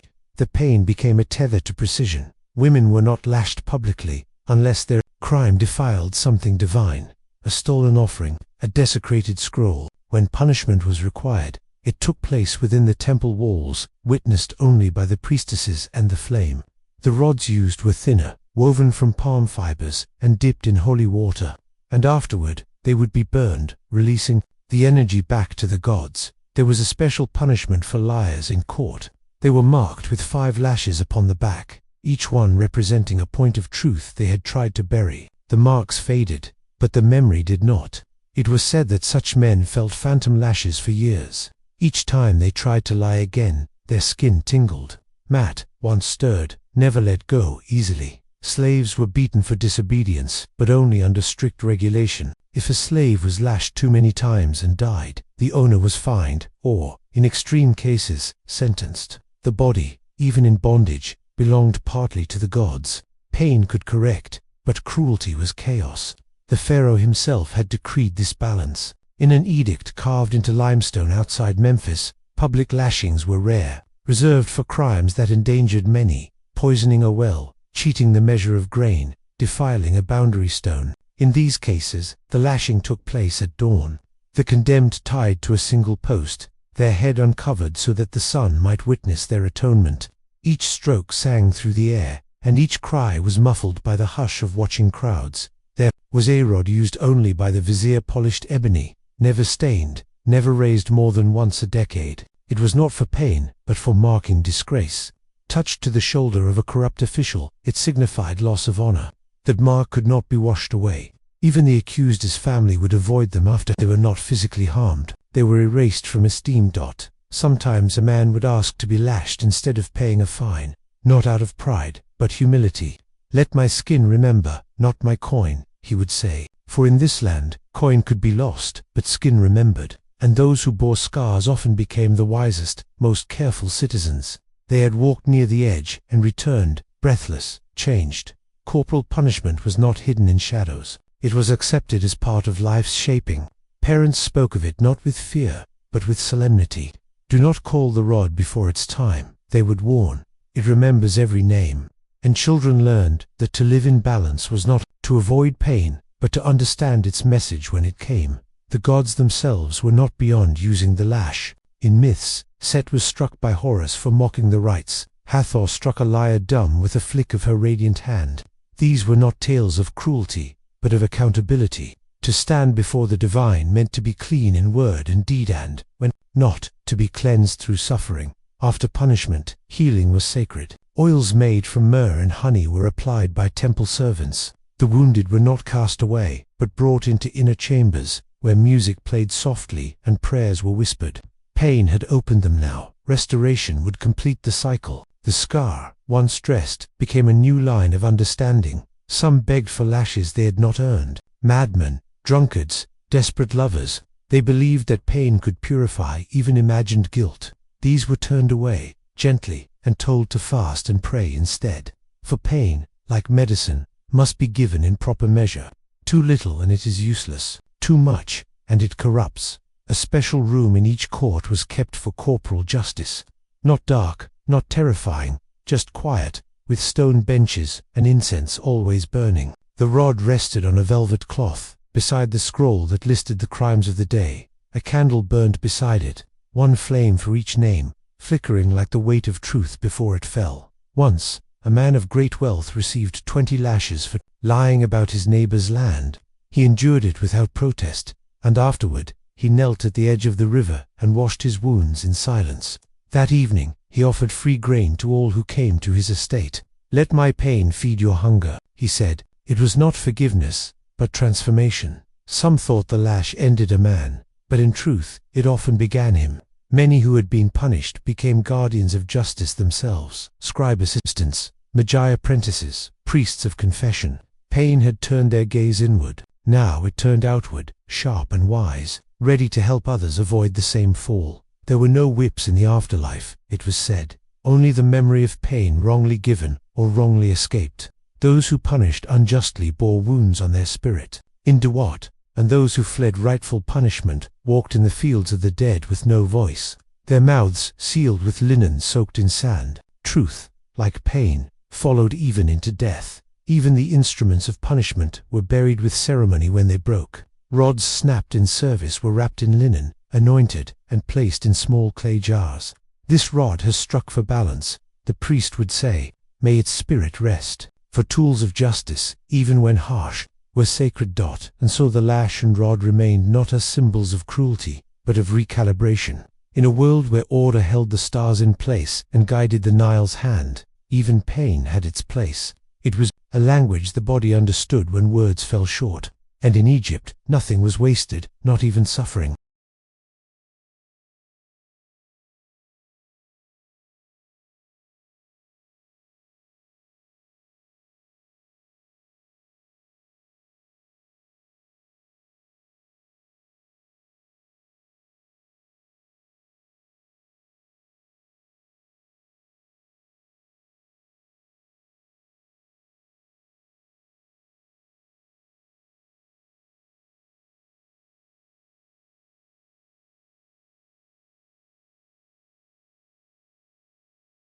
It was not the sharpness of the blade that delivered shame.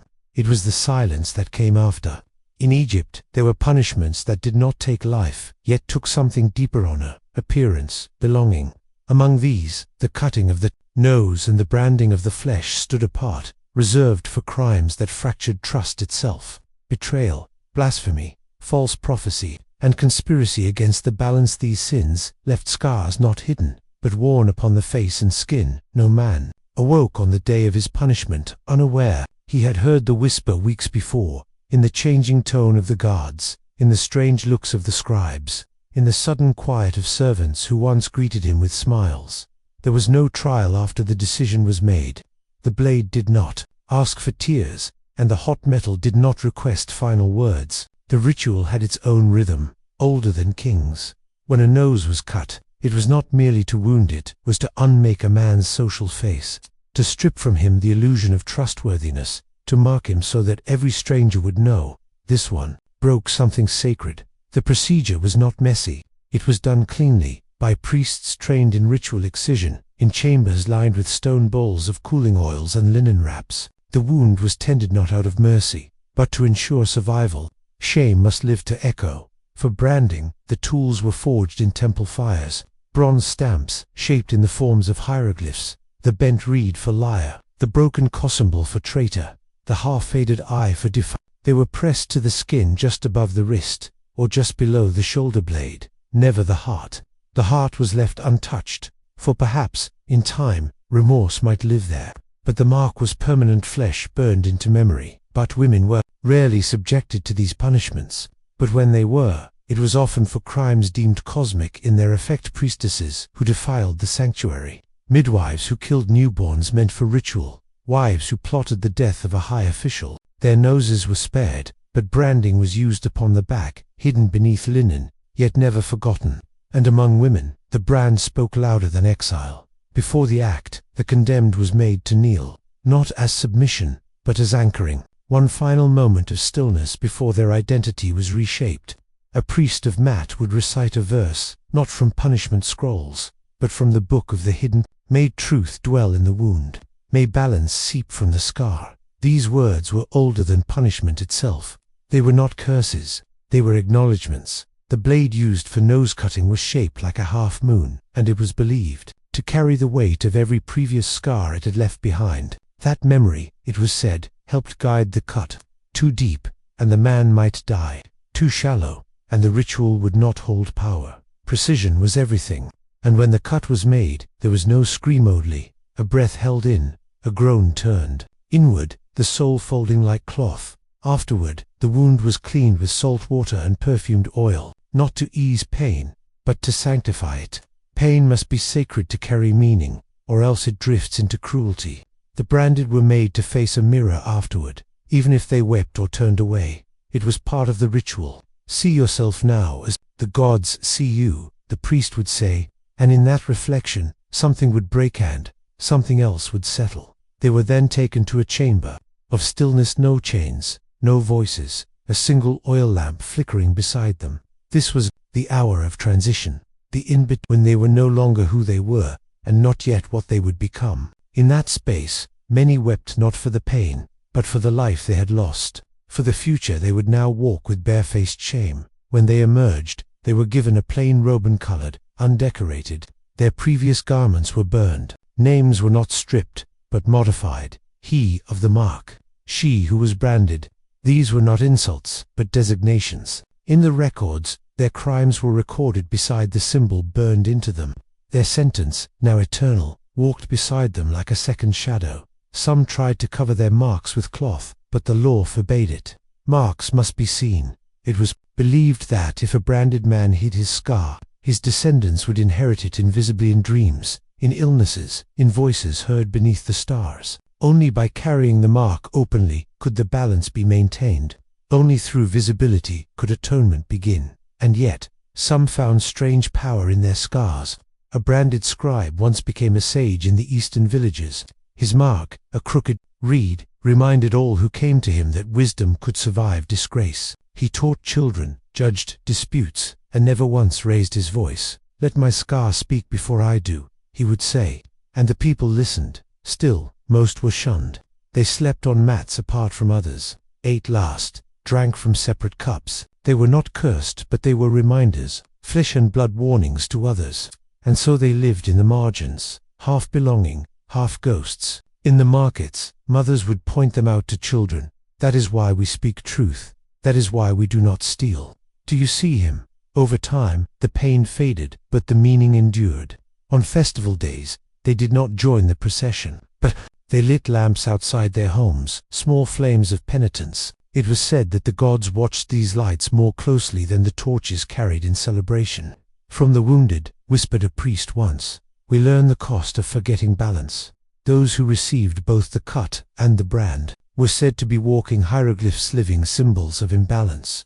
These were the rarest and most feared. Only high betrayal earned both. Once, a court official who sold sacred scrolls to foreign tomb robbers bore both punishments. He was not killed, for the Pharaoh decreed, "Let his life instruct more than his silence." And so he lived, and the sight of him became legend.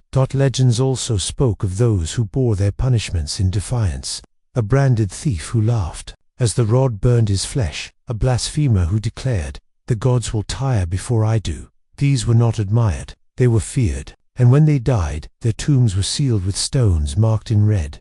"Let no spirit pass." Read the glyphs. Let the scar remain below. But not all tales ended in pain. Some used their marked bodies as testimony. They joined temples as lowly sweepers, cooked for the hungry, bathed the feet of the elderly, and in their silence they atoned, not loudly, not dramatically, but consistently. These became quiet saints, their names whispered in homes where balance was fragile. He bore the scar, and still brought bread. Years later, when they died, their bodies were sometimes buried without shame. A priest might say, "The scar is now a seal. Let the soul be read by the gods." And in that moment, judgment passed two hands not made of flesh, but of feather and light. Scars faded. Marks vanished. Only the heart remained on its final. Weight would decide everything. So the blade, though feared, was not hated, and the brand, though scorned, was not despised. They were instruments of memory, of correction, of sacred consequence. Egypt did not relish pain. It used it like it used stone, to build something that would outlast the moment. And for those willing to carry the scar, redemption, though slow, was never truly lost. They whispered the words more than they ever spoke them, fed to Sobek. It was not written in scrolls, not carved into temple stone, but it lingered in the hearts of villagers and guards alike. It wasn't a sentence announced by a scribe, or signed by a vizier. It was a myth draped in truth, or perhaps a truth buried in myth, a fate reserved for those whose crimes had not merely disrupted the balance, but stained it with dread. The worst offenders, it was said, were cast at the crocodiles. The river, to most, was life. It fed the fields, carried fish, bore barges, heavy with offerings and dreams. But to some, it was judgment. The Nile had a twin nature, one of water and grain, and one of teeth and silence. The crocodiles, sacred to Sobek, were not hunted, not feared in the usual sense. They were revered as enforcers of divine wrath. Where men's punishments failed, the gods fed them to jaws older than stone. There were no ceremonies for such deaths, no chants, no incense, only a boat, a hood, and silence. A man sentenced to the river would not know it until he was led past the courts, past the lashals, past the exile gates. His guards would not speak, their eyes would not meet his. By the time he smelled the water, it was already too late. His feet, once firm on stone, now shifted on reeds. The executioners bore no titles, only duty. Dressed in white linen, soaked with river mud, they were faceless in identity, eternal in function. It was said they never returned by the same path they came, that once you led a soul to Sobek, your own dreams bore his eyes, sharp, yellow, cold. The price of balance, even for the righteous, was never small. The condemned was not bound. That air was part of the ritual. He was led barefoot to the edge and made to stand. If he tried to run, no one stopped him. The river would, the gods would, the crocodiles would find him, even in reeds, even behind rocks. Some begged to be lashed instead, some pleaded for exile, but the guards said nothing. For crimes that bled into the sacred murder within temple grounds, betrayal of royal blood, theft of the sacred maps, there was only water and waiting. There was no push, only stillness. The man was made to walk, step by step, into the shallows. The river accepted him like it accepted broken boats, driftwood, or the bones of ibis birds. And beneath the surface, where sunlight turned to green shadows, something moved, ancient, patient, summoned not by sound, but by the weight of guilt. Crocodiles did not attack like lions. They waited, they watched. Then came the sudden violence, twisted, a scream that died before it could reach the bank. And then, stillness again, only ripples, sometimes blood, sometimes not. The river did not always return what it took. That was the cruelty, that was the mercy, that was the message. In nearby villages, elders warned children, do not steal from the granaries, do not lie to the priest, or you will meet the watchers beneath the Nile. These warnings were not tales to frighten, they were memory. For every village knew someone, an uncle, a cousin's father who had vanished near the river, carried off in shame. No tomb, no name on stone, only absence. There were priests who served Sobek. They did not witness the drownings, but they prayed for the souls. In dim sanctuaries lined with crocodile skulls, they lit lamps and whispered rites to guide the spirit through the duat. For even those swallowed in punishment still needed passage, still needed protection. They were not denied the afterlife, but they entered it through jaws. The gods did not delight in these deaths, nor did the pharaoh. It was said that only when Mat herself wept did Sobek stir. Only when the balance screamed did the river demand flesh. These deaths were rare, and that rarity gave them weight. They did not correct a wrong. They erased the chance to ever make it right. Final, utter, dreadful. Those who escaped such fates often bore the deepest fear. A man once falsely accused of temple blasphemy was pardoned at the riverbank. The vizier himself arrived with scroll in hand. But the man, upon seeing the water, collapsed in terror. He spoke no words again, and spent the rest of his days building boats. No one sailed. He knew what almost came, and it hollowed him. Scribes refused to write these punishments down. In legal scrolls, such deaths were marked only with a blank space, or a silent symbol, a ripple, a broken feather. The law recognized what the tongue dared not say. Justice had its spoken parts, but this was the breath the court held and never released. There were stories of men who leaped into the river before being sentenced, hoping for a cleaner death. But Sobek was not summoned by choice. To die by crocodile without guilt was to drown without recognition. These souls, it was believed, wandered wet and cold through the afterlife, never fully welcomed, never fully gone. In temples where Sobek was honored, effigies of his form were carved into walls, not as monsters, but as guardians. With teeth wide and jaws open, They watched over sacred pools, not in hunger, but in vigilance. Balance lives in water, the priests would say, and water remembers everything. Those words, repeated over generations, became scripture. Once, a prince was sentenced to the river for attempting to poison his brother, the heir. His mother begged the pharaoh, tore her robes, offered her own life, but the pharaoh said only this: "If even my blood defiles my art, then Mat will cleanse it." And the prince walked barefoot into the tide, head held high.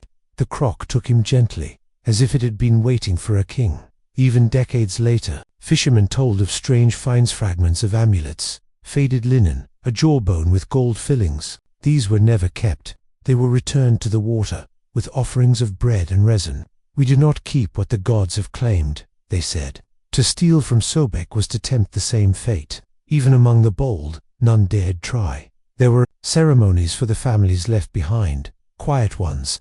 They burned incense on doorsteps and whispered the lost one's name into the wind, hoping the gods would carry it past judgment. They knew no tomb would rise for them, no scarab carved, but perhaps, in a gentler place in the field of reeds, their soul might still grow barley, still find rest. Travelers feared rivers with crocodiles, but Egyptians did not. They offered meat, sang songs, praised Sobek with oaths of honesty. "I have not lied, I have not defiled." These were not just confessions, they were prayers not to be taken. Every truth spoken was a step away from the edge. Every kindness, a stone placed between one's soul and the water. So the legend grew, not in fanfare, but in fear. Quiet, whispered in fear. Children dared not wade too deep. Scribes paused when they reached the ripple glyph. Mothers kissed their sons twice before sending them to temple school, not because they doubted them, but because the Nile watched, always, and somewhere, even now, beneath the reeds and mud and green-shadowed current, the watchers remain, not hungry, not cruel, just waiting, for the moment when balance breaks beyond words, beyond rods, beyond courts. Then, the river opens, and a name disappears beneath the weight of silence. The desert did not punish with violence, it punished with time. For those spared the lash, the exile, or the crocodile, there remained a fate quieter, longer, more enduring.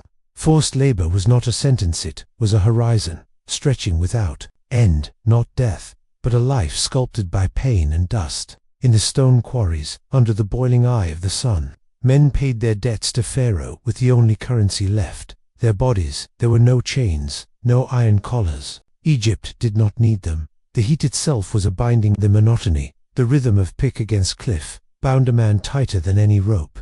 Sentenced criminals were led by camel and priest through winding paths until the landscape changed. Green, faded, river turned to silence. And then came the walls, mountains of stone waiting to be broken down, piece by endless piece. These were not slaves in the ordinary sense. They were lawbreakers, debtors, defilers, men whose names had been scrawled on papyrus scrolls with shame. Yet they were still alive, alive enough to lift the hammer, to drag the sled, to heave blocks up ramps, slick with sand and sweat. Their crime carved itself not into their skin, but into the monuments they helped raise. Each morning began in darkness. The stars still hung, whispering judgment, as the overseer blew his conch. Men rose from woven mats, limbs cracked with stiffness, their dreams lost to the constant ache of muscle. There was no breakfast, only a swallow of warm water and the slow, shuffling walk to the site. The sun was not yet risen, but already the heat could be felt beneath their feet. The work was slow and endless. Quarried limestone was measured by the cubit, the block, the breadth. A man could spend 3 days carving one stone, only to see it rejected by the inspector and returned to dust. It was the futility, not the labor, that broke them. The idea that the mountain would always outlast them, that the sweat they poured would vanish into the cracks. No music accompanied the work, no chants, only the occasional grunt, the sudden snap of a wooden wedge, the distant cry of vultures overhead. The desert had its own chorus, and it played. Without mercy, men lost themselves in it, forgetting names, forgetting crimes. They became part of the rock itself, faceless, dust-colored, patient. There were no shelters in the quarries. Shade was a luxury carved into walls by the desperate. Some dug narrow holes to crawl into during noon heat. Others wrapped linen around their heads and simply endured. Heatstroke was common. So were burns, crushed fingers, broken backs, but few dared complain. Complaints like water were rationed and often ignored. When one collapsed, the overseer marked it on his scroll, not with a name. Names no longer mattered, but with a symbol, a half-chiseled block. It meant unfinished. These men were unfinished, not dead, not living, still chiseling their way toward forgiveness, grain by grain. And the stone, indifferent and ancient, bore their effort in silence. Punishments within the camps were simple: less water, more weight, a longer walk to retrieve tools. To falter was to receive more. The balance was cruel but clean. There were no whips, only expectations. The overseers rarely spoke. Their silence was the law, and in that hush, the sound of failure echoed louder than any command. But not all was suffering. Some found strange purpose in the labor. A man who once stole from temple coffers found meaning in aligning blocks with perfection. Another who betrayed his family grew obsessed with smoothness, sanding each surface until it glowed. They spoke less, but they breathed fuller. "I carved my soul into this stone," one man muttered once. No one replied, but all felt it. At night, stories were whispered in the dust. Stories of pharaohs who visited disguised, of spirits in the rocks, of gods who watched and weighed every strike. The men did not believe these tales, but they told them anyway. The words filled the emptiness, gave shape to the dusk, and in the space between chisel and prayer, they became something like brothers. Some never left. Their sentences ended, but their will did not. They chose to stay, to keep carving, to let the stone hold them longer. There was safety in rhythm, in knowing what each day would bring. They became legendsmen who paid their debt twice over, and now worked for something greater, perhaps for peace, perhaps for absolution. When deaths occurred, there were no coffins, a simple hole in the rock, a few stones placed atop. The desert reclaimed them quickly, but before burial, a small token was placed in their hands, a chip of limestone they had carved. Their legacy, though small, would outlast even the gods' silence. Few in the cities knew where the laborers worked. Fewer still cared. The temples were built, the roads paved, the obelisks raised, and all who gazed upon them marveled. But none thought of the hands that bled for them, the backs that broke beneath each sun-drenched task. That, too, was Egypt's way: beauty, rising from forgotten agony. There were no escape attempts, not because it was forbidden, but because the desert itself forbid it. The miles stretched too far, the water too little, the gods too watchful. Some tried. Their bones were found months later, gnawed by jackals, their stories untold. The men within the camps called them the dry echoes. They were not mourned, only remembered briefly, then left to the wind. Each solstice, the overseer poured wine on the stones, a ritual, a gesture, not of compassion, but of continuity. To the work that never ends, he would say. The wine would hiss against the heat, disappear into the cracks, and the laborers would bow their heads not in prayer, but in understanding. The stone drank their offering as it drank their pain. Among them, a few kept journals scratched into discarded pottery, carved onto scrapwood. Fragments have been found. Today I made a block that fit. Today I did not cry. Tomorrow I begin the same. These words now rest in museums, cleaned and displayed. But their authors remain unknown. As they wished, so the punishment continued, year after year. Generations passed through those quarries, some for crimes they committed, others for debts inherited, some perhaps innocent, but none unchanged. For the desert leaves marks deeper than lash or rod. It teaches not through fear, but through endurance, and long after the voices fell silent, the stones remained, still square, still smooth, still waiting for the next hand to lift the hammer. Egypt built its greatness not only on kings and priests, but on the backs of the forgotten, on work without end, on sweat that never dried. There are fates worse than death, and among them, none chilled the Egyptian soul more than the idea of being buried without a name. For the ancient people of the Nile, to lose one's name was to be denied eternity itself. The name was more than a sound, it was a soul's echo, a key to immortality, a tether between this world and the next. To be erased was to be unmade. It was not execution of the flesh, but of remembrance. When a man's name was struck from the record, his image was chiseled off walls, his statues smashed, his offerings removed, his titles forgotten. Priests scrubbed inscriptions with sand and vinegar, and even the gods were instructed to forget. No ritual would be spoken for his passage, no prayers whispered for his peace. In the books of the dead, there was no room for those who no longer existed. Such men were buried in silence, away from the cities, beyond the reach of temple bells and funeral songs. Their bodies, unwrapped or barely prepared, were lowered into shallow earth without ceremony. There was no tomb stealer to mark their presence, no canopic jars to preserve their breath, no spells to guide them past the guardians of Duat. They were left with nothing but dust and the dark. Often, the location of such burials was kept secret even from family. The shame extended beyond the man himself, staining the bloodline. Sons were forbidden to speak the father's name. Daughters never danced at festivals again. Mothers poured wine not in mourning, but in apology. "Forgive us for bearing the one you erased," they would whisper, and no answer would ever come. Sometimes the erasure came from the pharaoh himself, a whisper given to the scribe, who would descend into the vaults and strike lines from the lineage scrolls, names blotted with ink, burned by lamp flame.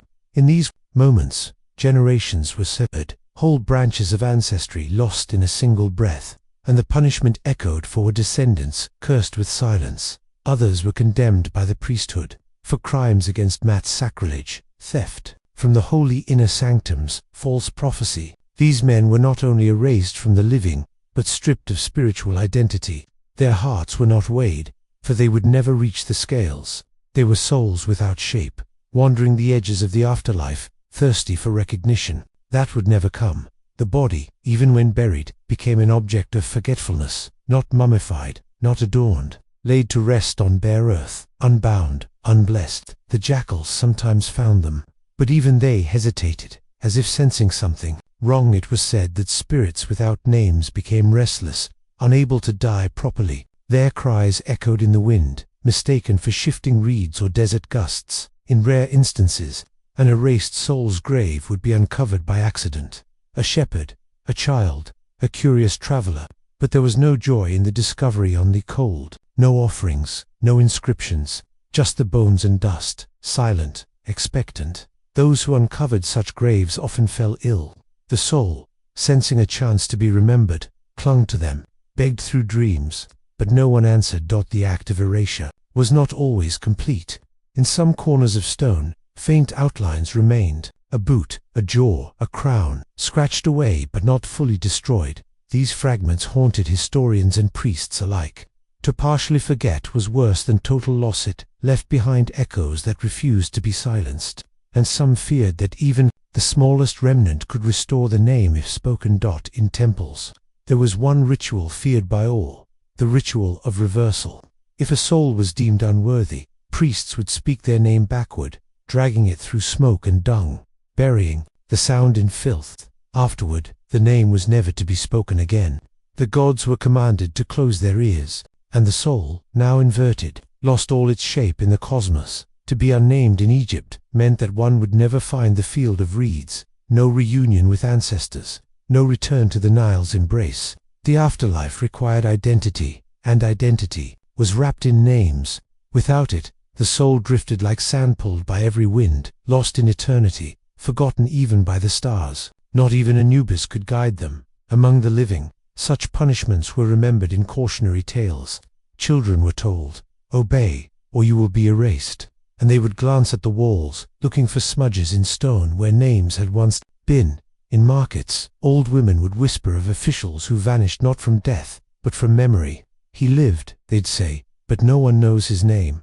There were scribes who wept as they scratched names from the scrolls. Some paused, praying forgiveness, though none would hear. "I do this by command, not will," they'd say, but ink does not care for motive.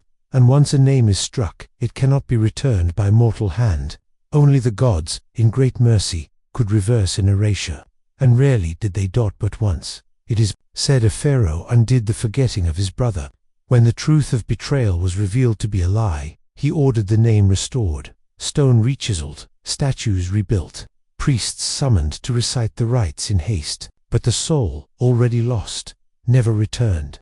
He wandered too long without a name, one priest said, and now he has none left. Some criminals begged to die instead. "Strike me, but keep my name," they pleaded. "Brand me, but let me be remembered." The officials rarely listened. The worse the crime, the deeper the silence. And so they died with the sound of their own identity already fading from their ears, like a name called across a vast plain, never answered. In the Book of the Dead, a soul introduces itself by name, lineage, and deeds. Without these, the gates remain closed. The guardians of the afterlife turn away, not in anger, but in absence. The soul, having no record, no resonance, becomes like wind across the black river heard, but never seen. Some believe the nameless become part of the desert itself, that every gust carries a forgotten voice, that every echo in a canyon is a soul once erased. They do not haunt like ghosts, but persist like wind forever searching, never arriving.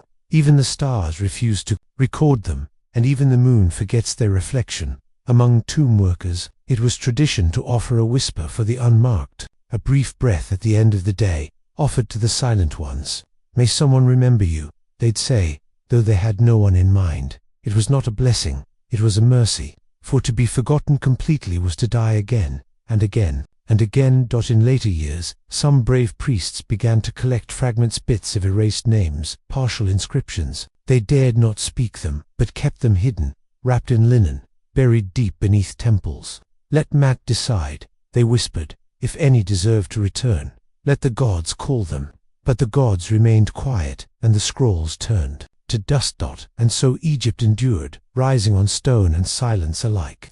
Monuments soared, carved with names meant to last 10,000 years. Yet beneath them, buried in forgotten plots, lay those who had been unmade, not hated, not mourned, just erased. And in that emptiness, there grew a quiet dread, known to all who cherished the gift of a name. For in the end, it is not the body that needs protection, nor the gold, nor the legacy. It is the sound of one's name in another's mouth, the memory that lifts the soul, the voice that keeps the heart known to the stars. Without it, eternity is not endless, it is simply lost. In the hush before dawn, when the desert's breath lay still upon the tombs, there were those who crept like shadows, hearts pounding beneath linen robes. They were drawn by gold and promise, by legends of chambers filled with jewels and scrolls, of forgotten wisdom. Yet the tombs were not empty.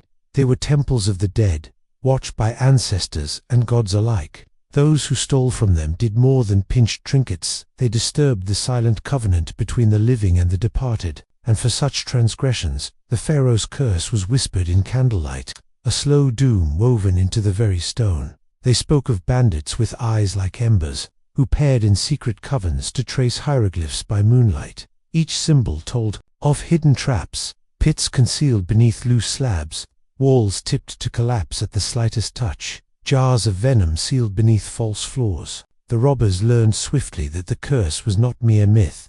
Bones of those who ventured too greedily into the inner sanctums were found twisted and broken, their tongues turned to stone. None dared claim these as accidents. In Egypt, accidents were voices of the gods. Families of the robbers felt the curse on their own skin. Crops withered in fields once abundant. Livestock fell sick under the sun's harsh glare. Wells ran dry at the city's edge. Mothers wept, clutching amulets they once sold for coin.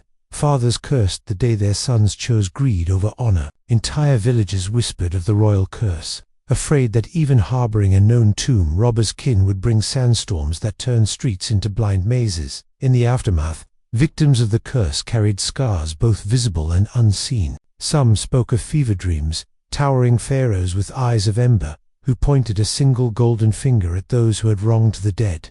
Others claimed waking nightmares of shifting sarcophagi, lids sliding open to reveal empty spaces where the heart should be. Sleep became a fraught realm. To close one's eyes was to court judgment, to feel the echo of a stone coffin snapping shut upon one's soul. The priests of Amun-Ra convened in secret, conclaves to interpret the curse's manifestations. Incense burned in spirals above obsidian altars as they consulted ancient texts, searching for rites to appease restless spirits. They read of the pharaoh's own edict: no punishment could match the divine retribution of the grave. Thus, they knew the curse served not solely to punish, but to protect. It was a sentinel more fearsome than any guard, for it belonged to eternity itself. In isolated desert encampments, ex-robbers spoke in halting tones of a voice that echoed beneath vaulted ceilings, a voice neither male nor female, but eternal, repeating a single name over and over, the name of the fallen king whose tomb they desecrated. Hearers claimed the sound froze their blood. Some fled into the night, never to return. Others lingered until exhaustion claimed them, and they fell into the sand, never rising again. The curse reached even into the court of Pharaoh. Goldsmiths, who fashioned chalices from pilfered gold, found their hands crippled by sudden spasms. Scribes who transcribed stolen papyri had their eyes clouded by phantom hieroglyphs dancing on their retinas. Artisans who repurposed stolen statues discovered fissures running through them as if the stone itself rejected the theft. These afflictions were not random, they echoed the judgment, meted out within the tomb's darkness. When the vizier recorded these afflictions, he did so in a private ledger. He refused to name the afflicted, for naming could bring the curse closer. Instead, he used red ink to sketch flaming oars, each stroke a warning. The river of death flows swiftly for those who defile the dead. The public saw only that golden scrolls were returned to the temples, but whispered rumors swelled like desert tides, carrying tales of the curse's ever-watchful eye. Traveling merchants once found a ruined caravan beside a shrine to Osiris. Wagons lay shattered, goods scattered, and in the sand, footprints, but no bodies. Some claimed the travelers had been taken by jackals. Others said they had been drawn into the underworld itself. Yet shrine priests knew better. The tomb's curse had reached beyond its brick walls, dragging trespassers into realms no living man could navigate and never return. A solitary tomb robber named Kenmit penned a confession on papyrus before his death. He wrote of a golden sarcophagus that opened of its own accord, revealing not a mummy, but a pillar of burning sand. He described how he saw his own face reflected in its blaze, and how a voice spoke his future in riddles. Scores of copies of this confession were later found, meticulously catalogued by temple archivists, each praised as cautionary testament, though none bore author's name. The pharaoh himself issued an unprecedented decree. Any would-be tomb rouser would face trial before the temple of justice, but the ruling was clear: if found guilty, execution would be swift, for no mortal penalty could eclipse the power of the royal curse. Yet few were tried. Most vanished in the deserts, claimed by the curse before they could stand before the court. Trials became rumor, and rumor became legend, until the lines between law and myth blurred beneath the desert sun. Temples erected small altars at tomb entrances, not for mourning, but for warning. A sandal, a blade, a fragment of pot, offerings left unbidden, as though the dead demanded respect before any man dared step across the threshold. The altars bore no names, only glyphs of warning. Here lies balance, here lies vengeance. A man who touched such altars risked awakening the curse upon himself. Few dared to try. Stories persisted of priests who ventured into desecrated tombs to subdue the curse. They carried bowls of lotus water and recited passages from the Book of the Dead as they walked the corridors. Many returned broken, their tongues slurred, their hearts heavy with images no human mind should hold. Some claimed that in the deepest chambers, flush with gold and silence, one hears the whisper of the pharaoh's breath, counting the sins of every intruder. When a new pharaoh ascended, he would commission a grand purification of the necropolis. Priests wore masks of jackal and ibis as they performed rites at every tomb, chanting the names of kings long gone to reaffirm their place in memory. Sculptors recarved damaged hieroglyphs, and goldsmiths replaced stolen trinkets with new offerings. This cycle of desecration and restoration became a rhythm, a testament to both human greed and divine mercy. Despite such measures, tomb robbers persisted. Driven by hunger, debt, or simple greed, they banded in gangs, sharing maps coded in the language of birds and stars. Some marked their routes with charcoal symbols on hidden rocks, but each tale ended predictably. A gang leader found dragged into the dunes at sunset, his mask of confidence shattered, his soul left behind as a warning to the next intruder. In the coldest months, when the desert breeze carried a hint of frost, the curse's reach seemed to wane. Bodies were found intact, scrolls half-eaten by sand, robber camps abandoned in haste. Yet by spring, as the sun reclaimed its fiery dominion, the curse's power surged anew.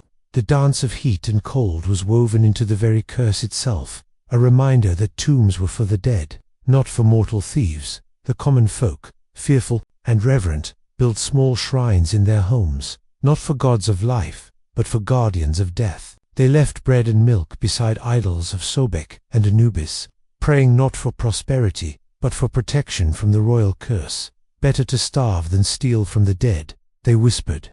And thus the curse shaped not only tombs, but the hearts of those who lived far from their silent halls. When scholars of later ages studied the necropolis, they found walls pitted with the marks of desperate tools, fissures where heavy chests once sat. They uncovered skeletons clad in tattered linen, hands clutching broken blades, yet none bore gold, for legends held true. The curse drove thieves to fling their spoils into pits or back toward the sun. Gold in daylight was safer than gold in one's grasp. In rare moments of clarity, some robbers turned confessors. They crawled from the tombs at dawn, half mad, eyes wild with fear, crying for forgiveness.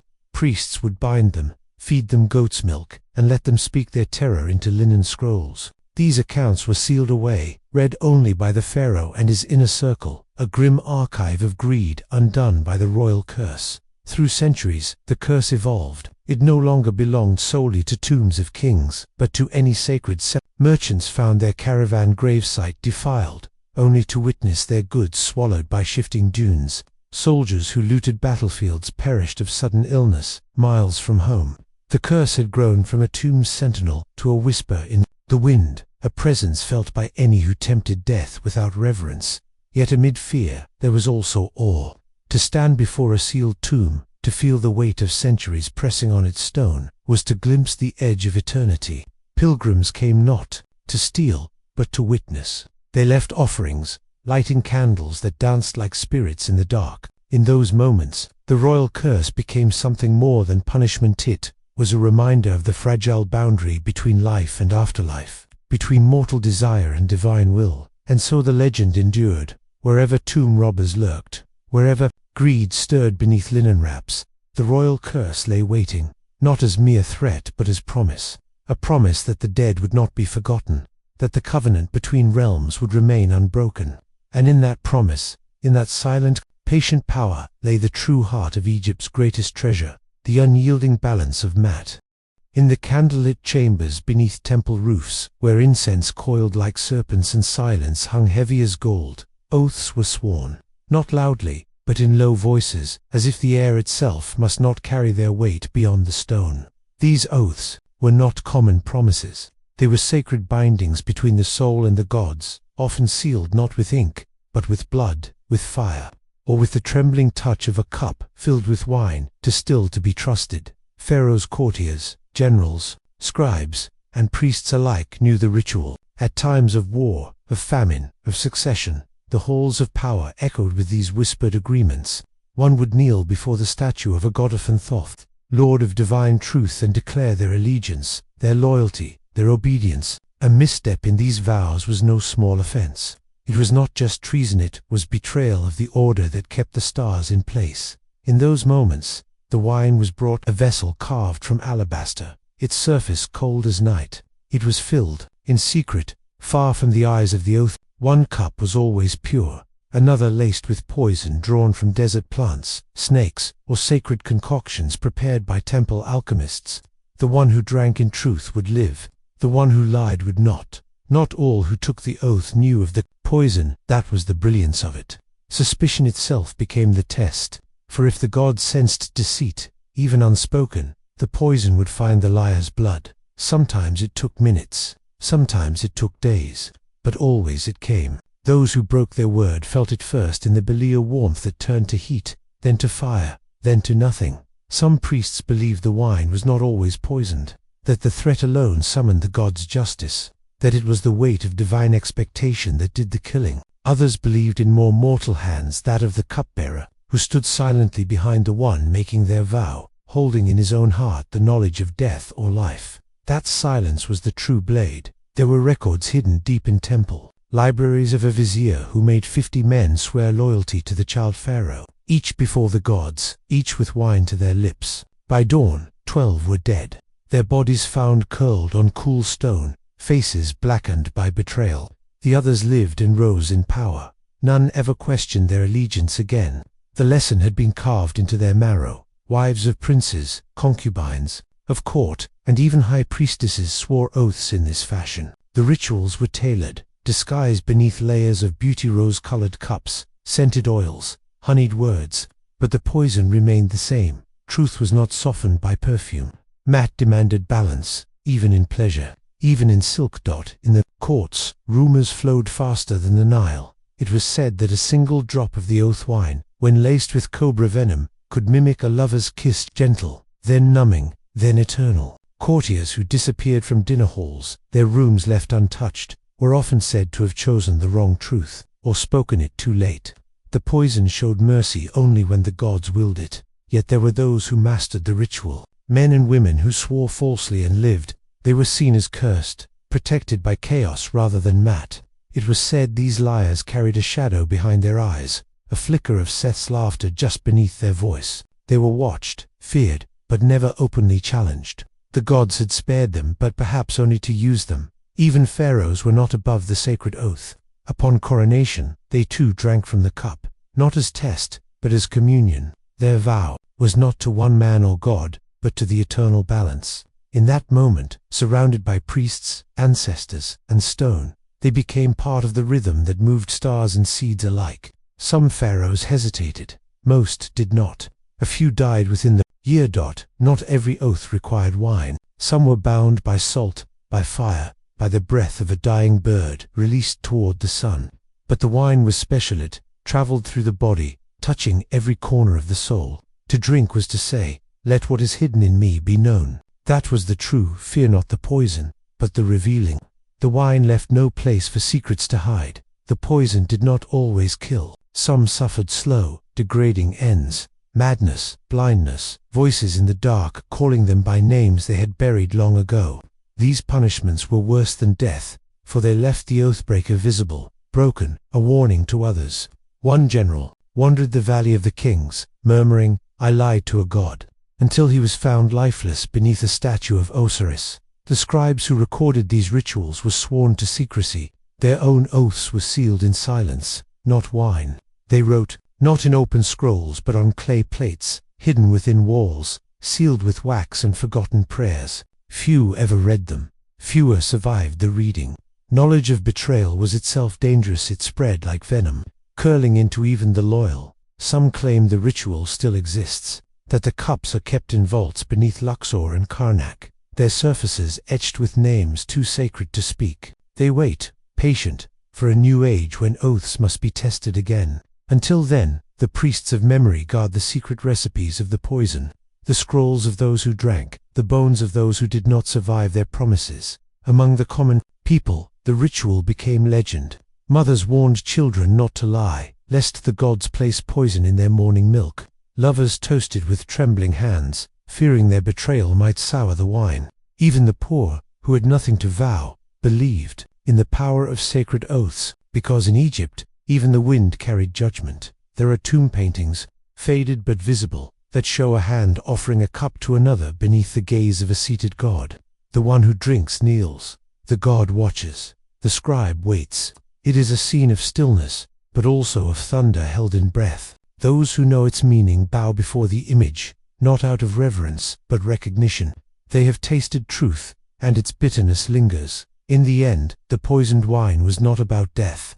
It was about purity, about making one's words real. In a world where speech could shape magic, where names could summon gods, words were never cheap. To speak falsely before the divine was to reshape the balance of the universe, and the wine ensured the scales would be corrected. So Egypt endured, not just through laws or armies, but through oaths spoken in firelight and swallowed in silence. Beneath the weight of 1,000 stones, beneath the hush of temple halls, there was always the taste of truth, sharp, red, lingering.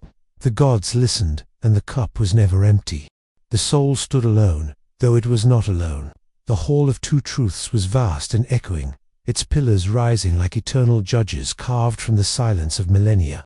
Each column bore the names of gods, ancestors, and Laos, the very fabric of mat woven into stone. Light poured not from flame, but from something softer. Moonlight made solid, starlight made to linger. This was not a place for lies. Even a whisper of falsehood would rot beneath that eternal gaze. Before the soul lay the scales, simple in shape, yet infinite in weight. On one side, the feather of mat, pure and white, untouchable even by breath. On the other, the heart still warm, still trembling, heavy with the memory of life. But it would not rest on the scales until the soul spoke, until it laid bare its truth. For in the hall, confession was not offered, it was demanded. Thoth stood with his reed pen, ready to inscribe each word. His ibis gaze did not judge, it simply recorded. Anubis, jackal-headed, waited in silence, pause, resting gently on the edge of the scale. He was not cruel, he did not punish, but he had no mercy for deception. Behind him, the 42 divine judges waited, each a guardian of a specific truth. Not one could be deceived, for each had lived that truth longer than the Nile had flowed. The soul began with a breath, a whisper, "I have not killed." The air did not shift, the scale did not tremble. This was good. It continued, voice dry like papyrus. "I have not stolen from temples, I have not betrayed the trust of a friend, I have not denied bread to the hungry." Each statement was a weight lifted or pressed deeper, depending on its truth. The soul did not know which. The hall listened. It had listened for thousands of years. It remembered every voice, every attempt at deception. Some souls wept as they confessed, not out of fear, but of regret. Others spoke boldly, convinced their sins were justified. But the hall could not be moved by argument. It cared only for balance. The scale tilted, as it must, and the feather waited without concern. "I have not raised my voice in anger to the innocent. I have not taken from the land more than I gave. I have not twisted justice for gain." Each word echoed, and as it did, images flickered above the scale, scenes from the soul's life, not imagined, not hoped for, but true. Here, it gave water to a thirsty traveler. There, it turned away from a beggar in haste. All was seen. A single lie would tip the scale. A single truth, denied, would weigh as heavily as a stone. The whole did not require perfection, but honesty. Even the gods faltered once. But to light present a heart lighter than it was, that was to insult the divine symmetry of creation. And such affronts did not go unpunished. The soul's voice wavered. "I have not turned from my father's grave. I have not struck a servant without cause." A pause. Then, quieter. "I have desired the wife of another." The judges did not stir, but Thoth's pen moved more slowly. Truth, when difficult, carried weight, but it also bore clarity. It glowed dimly in the sacred dark, a light the hall recognized. And honored Dart, there were some who came to the hall still clinging to masks. They recited the negative confession like a hymn, their words perfect, their tone unwavering. But when their hearts were placed upon the scale, they sank instantly, crashing down like a fallen obelisk. For truth was not performance. The feather could not be fooled by beautiful lies. The hall was silent, always silent. Not even the gods spoke unless necessary. The soul's voice filled the vastness, then echoed away, leaving stillness in its place. In that void, the soul heard its own breath, its own doubts. Did it speak the full truth? Did it forget sins long buried? The heart, too, remembered. It pulsed with guilt and mercy alike. It held secrets even the soul had tried to forget. Some souls broke before the confession ended. They collapsed, not from fear, but from the unbearable weight of knowing themselves fully for the first time. Others found strength in the process. With each confession, they became lighter not by hiding scenes, but by facing them. These were the ones whose hearts hovered in perfect balance with the feather. When all words were spoken, Thoth closed his scroll. Anubis reached forward, gentle as wind, and lifted the heart from the soul's chest. It did not bleed. It simply pulsed, as though awaiting judgment. He placed it upon the scale, and for a long breath, nothing moved. The air grew stiller, as if the entire cosmos waited for the result. The feather remained unshaken. The heart did not drop. It was enough. But for those whose hearts tipped the scale, whose words had hidden shadows, the consequence came swiftly. Amot, the devourer, stirred. Crocodile jaws parted, lion's claws scraping the floor. She did not chase, she waited. If the scale betrayed imbalance, she lunged without hesitation, consuming the heart in a single bite. The soul would vanish, not punished, but undone, unworthy of the eternal fields. Forgotten. There were rare cases souls whose hearts quivered, on the edge, not light, not heavy, but uncertain. For these, the gods conferred. Osiris himself sometimes rose, his green skin radiating the hush of death and rebirth. If he spoke, the whole listened, and in his mercy or his command, balance might be restored. But even he did not pardon lightly. The soul that passed was not rewarded with luxury. It was granted peace, to live in the field of reeds, to plow crops that never withered, to drink from rivers that never dried, to be among ancestors, to be remembered. This was not paradise, it was harmony. The balance maintained beyond life, a circle, unbroken dot. As the soul departed, the hall remained unchanged, its pillars unmoved, its judges silent, its scales still waiting. Another soul would come, another voice would speak, and the cycle would continue, as it always had. The Hall of Two Truths was not a place, it was a law made into stone. It was the breath between justice and eternity. There are no names carved into its walls, for names mean little there. Only the weight of the heart matters. Only the truth whispered through lifetimes. The hall asks not for perfection, but for honesty, and in that honesty, the soul is freed or devoured, known or lost. Egypt did not fear death, it feared imbalance. And so every heart beat with the echo of this ritual. Every lie carried the memory of the hall. Every truth, even a painful one, brought the soul one step closer to the feather. And every confession, if spoken with courage, helped the scales remember what it meant to be human. In ancient Egypt, forgiveness was not given freely. It was not a breath, nor a casual gesture from a throne. It was an act, so rare, so deliberate, that when it happened, even the Nile seemed to pause. The Pharaoh held the power to grant pardon, but he did not offer it lightly.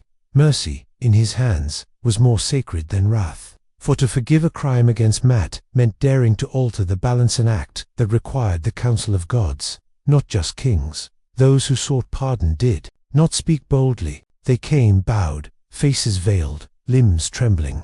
Their crimes, whether theft, betrayal, sacrilege, were already carved into stone tablets or whispered by the Magi. Their shame followed them like a shadow that lengthened by the hour.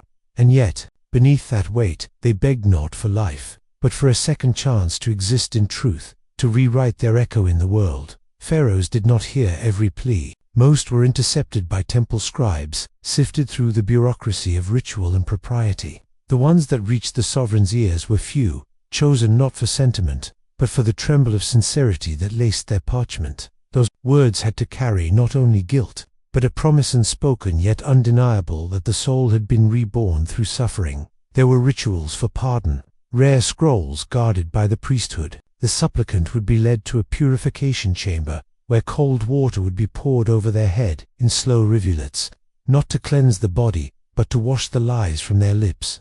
Then they would kneel before an effigy of Mat, reciting aloud not their crime, but their realization. Confession, in Egypt, was not the naming of deeds, it was the naming of imbalance. The Pharaoh's audience, if granted, was not held in grandeur.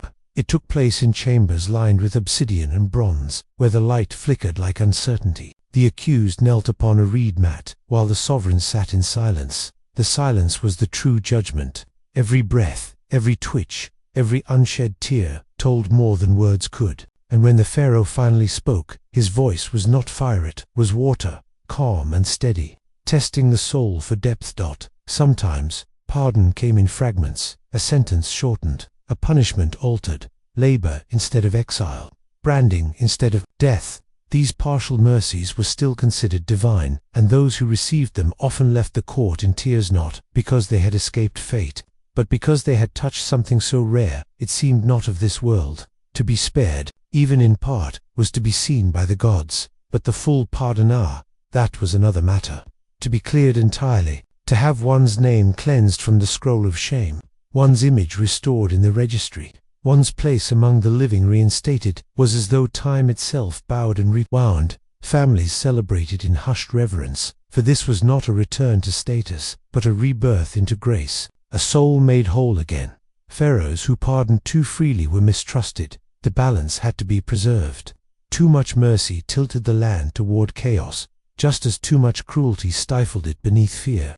A wise ruler used pardon like a sculptor's, chiseled, precise, and guided by vision. One misstep, and the statue cracked. One excess, and the gods turned their gaze elsewhere. Among the people, pardon stories became legend. A thief who returned every stolen item with interest and was spared. A priest who falsely prophesied and later tore his own scrolls in repentance. a woman who betrayed her mistress but nursed her through illness to death's door. Their tales were retold in markets, under sycamore trees, and beside the cooking fires, where forgiveness was spoken of as something divine, barely reachable. In temples, the pardon sometimes offered more than offerings, they offered themselves. They became scribes, builders, healers. Their work became their atonement, not because they were forced, but because they were grateful. To be forgiven in Egypt meant being seen unwound. Such vision inspired devotion. It turned guilt into fuel, shame into stone that built new temples. Children were told to live so they would never need pardon. Balance your steps, the elders said. Speak when needed, act with care, and you will never have to beg forgiveness. But in the same breath, they added, yet if you do stumble, stumble honestly. For Egypt did not forgive lies, it forgave souls who had come to know the weight of their own misstep. In one scroll, hidden beneath the floor of a minor temple, near Edifu, a tale is told of a soldier who accidentally slew a priest while defending a sacred shrine. He fled for 3 years, living among desert wanderers, learning their songs in silence. When he returned, he carried not his sword but the priest's sandals, which he had kept hidden. He laid them at the Pharaoh's feet, and said only, "He still walks in me." He was pardoned without further word. Even Amitha, devourer of souls, was said to pause when a truly remorseful soul appeared. It was legend, of course, but one that held power, that the devourer, fierce and eternal, might recognize a soul that had found its own justice. Before judgment was a hope carried by the desperate, and sometimes even by the gods themselves. Those who received pardon often bore marks, not brands, of shame, but symbols of second breath. A lotus tattooed beneath the wrist, a falcon's wing etched into the shoulder, not to remind the world of their past, but to remind themselves of the mercy they carried. They walked softly, spoke carefully, and never lifted their eyes to the stars without whispering thanks. Yet not all who sought pardon received it. Many were turned away. Some cursed the gods, some withered in silence. Others continued to beg, carving prayers into palm bark and casting them into the Nile. The river did not reply, but it remembered, and sometimes the gods did too, though they worked on slower winds and older calendars. Among scribes, the rare records of pardon were preserved in gold ink. They were copied only once, kept in locked boxes beneath temple foundations. Each was treated as a sacred artifact, not because of the crime, but because of the forgiveness. For if the Pharaoh could forgive, it meant the divine could too. These stories were holy. Some pardons came at great cost. The accused would offer to serve in the tomb of the Pharaoh, to be buried alive with him as a guard for eternity. The offer was rarely accepted, but the willingness often moved even the hardest heart. For what greater atonement than eternal service in silence, beneath stone, beside the dead? Even pharaohs feared such devotion. There were dreams, too. Dreams where the dead asked the living to forgive the living, where ancestors appeared to the pharaoh in the hush of night and spoke names, saying, "This one has learned." These dreams were not ignored. Egypt believed that the dead saw more clearly than the living. When the dead interceded, the gods often listened. The power to forgive was divine. Yes, but it was also human. In marketplaces, neighbors who once fought over land or cattle sometimes reenacted the rites of pardon. They would pour wine into a shared cup, break bread together, and mark their faces with coal in the old symbols. Like Pharaoh, "We forgive," they would say. And in that gesture, Matt was pleased. Pardon did not erase the past, it rewrote the present. It allowed the soul to move again, no longer tethered to shame. It did not say you were never guilty, it said, you are no longer bound. And that, in Egypt, was a miracle. A kind of resurrection that echoed long after the mouth had spoken and the cup had been emptied. Thus the stories endured. In song and in scroll, in hushes exchanged between lovers, in the trembling prayers of the nearly condemned. For though it was rare, though it could not be begged nor bought, pardon remained one of the highest forms of power in all of Egypt, not because it was soft, but because it was sacred. They were born beneath the same sun, yet somehow its warmth reached them differently. The children of criminals carried more than their names, they carried shadows stitched into their silence. Even as infants, cradled in reed-woven baskets, temple nurses would look away just slightly, offering milk with hands that trembled more than they ought to. The world remembered their parents' crimes long after the punishment had ended, And for the children, that memory was ink on the soul. When a man was lashed in the square or branded beneath Pharaoh's gaze, it wasn't only his body that bore the mark. His lineage absorbed it too. Wives left behind were whispered about, and children avoided in the games of village courtyards. The crime had been witnessed once, but it echoed 1,000 times in every glance, every turned back, every kindness withheld just a second too long. Even without knowing, a child would sense it. Teachers at temple schools often hesitated to correct these children harshly, not out of mercy, but out of discomfort. They feared being seen as cruel to one already damned. And yet, the soft treatment never grew into opportunity. These children were rarely promoted. Their scrolls were read, their words praised faintly, but their names remained absent from the lists sent to royal scribes. Stained parchment was still parchment, after all. They learned early to walk quietly, to speak less, to become invisible. Not because they were born quiet, but because silence was a kind of armor. It protected them from the casual cruelty of those who remembered. It dulled the sting of every time they heard their father's name followed by a curse. It kept their tears tucked behind their teeth like small bitter seeds that would never be allowed to bloom. Some fled early. At 15 or even younger, they would vanish into caravans or fishing boats or stone quarries, seeking to build a life where their family name was unknown. In distant towns, they gave false histories or claimed orphanhood. The burden of the lie was lighter than the truth of their inheritance, and in some cases, they succeeded until a traveler, a trader, or a soldier spoke their story anew. For daughters, the stain was heavier still. In the eyes of many, a girl born to a thief might steal. A girl born to a traitor might lie in bed with the enemy. Suitors withdrew.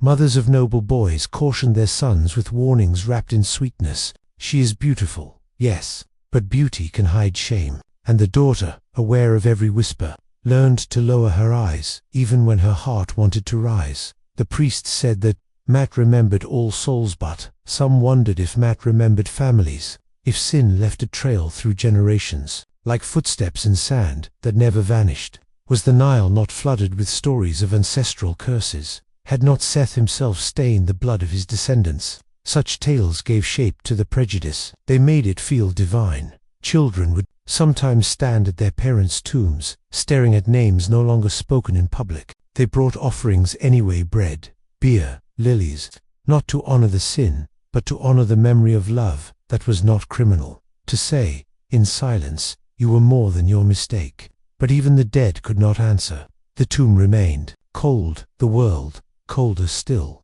There were exceptions, rare and precious. A generous neighbor who gave extra grain. A kind priest who let a child sweep temple floors and read sacred texts. A merchant who offered honest work and did not ask questions. These kindnesses were sunlight through heavy clouds. They did not erase the stain, but they allowed the heart to believe in hope's faint outline. Some children became fierce in their striving. They studied harder, worked longer, offered more. They became temple guards, scribes, even advisors, never forgetting the way people watched them. And when they finally earned respect, it was not given gently, was given reluctantly, with a trace of doubt that never fully vanished. Still, they clung to it. They knew it cost more than anyone else could guess. Others took a darker path. Resentment hardened their bones. They began to believe that if the world saw them as guilty, they might as well act like it. They stole, they lied, they cursed the gods. And when they were caught, the world merely nodded. See, they said, blood remembers. But the world never asked whether the crime was born from nature or nurture, from sin or from silence. Sometimes, even those who lived well and right never escaped the mark. They could not marry who they wished, could not serve in Pharaoh's inner chambers, could not enter certain temples, and so they aged with their goodness clutched like a fading scroll, known only to themselves, unread by the world that still turned its face. Some died, still whispering, but I was not like them. Yet not all gods were blind to the burden. Anubis, who watched over the lost and the lowly, was said to show kindness to those who carried sin not their own. It was believed he weighed not just the heart, but its sorrow, that he knew when a soul had carried someone else's punishment, and for those, perhaps the scales tipped with mercy in the afterlife, if not in life. Songs were written in hidden circles, soft ballads of the forgotten children, their verses echoing in alleys and riverbanks. We are not the blood that burned, they sang. We are the rain that comes after. These songs were rarely heard in palaces, but in the hearts of those who bore inherited shame, they rang like bells. One scroll told of a boy who saved the life of a pharaoh's son, dragging him from a collapsing chariot in a flash flood. Only afterward did the court learn the boy's father had been a thief, hanged 20 years prior. For a moment, the stain lifted. The boy was pardoned, not just of his name but of his silence. He was made a guard. And yet, even then, some whispered the Nile did not judge. It offered its waters freely to all who drew from it. Some saw that as a sign that the gods, too, could forget. That time could bleach even the deepest crimson. And so these children bathed, drank, wept at its edge, hoping it would wash them clean where society would not. Old men and women would sit beside the fire and speak softly. Judge not the child, for the father's wound. But such wisdom came too late for many. Prejudice ran deeper than rivers, and it carved its path slowly, wearing down even the strongest heart until it accepted its place, or until it broke. Yet even then, hope lingered. Some children grew into parents themselves and vowed never to pass the silence forward. They raised their own differently, without shame, without secrecy. And in their children, the stain began to fade. Not vanish, perhaps, but blur, like an old ink, diluted with tears. So the story continued, a legacy of pain and resilience, of names spoken carefully, of eyes that had seen too much, too young. The children of criminals walked among others, neither fully part of the world, nor entirely separate, carrying burdens that were not theirs, seeking light in shadows cast before they were born. It began not with shouting, not with chains, but with the quiet withdrawal of words. One by one, the names disappeared from scrolls, from statues, from walls. The chisel did not scream as it struck the limestone, it whispered, each tap erasing identity like a breath lost in wind. To be sentenced to silence in Egypt was to vanish while still alive, to become a shadow walking beside the living, unseen, unloved, and unspoken. They called it erasure. But it was more than that. It was a ritual of forgetting. Priests no longer read your name during morning offerings. No one poured water for your car. No incense was lit in your honor. Even the birds in the courtyard seemed to avoid your gaze, as if nature had been instructed to look away. The world continued, but you were removed from it, a stitch undone from Matz's perfect cloth. Families suffered too, though they dared not say it aloud. A mother who once bragged of her son, the scribe, now wept in silence, burning offerings. Without name, a daughter betrothed to a nobleman was turned away, her union soured by association.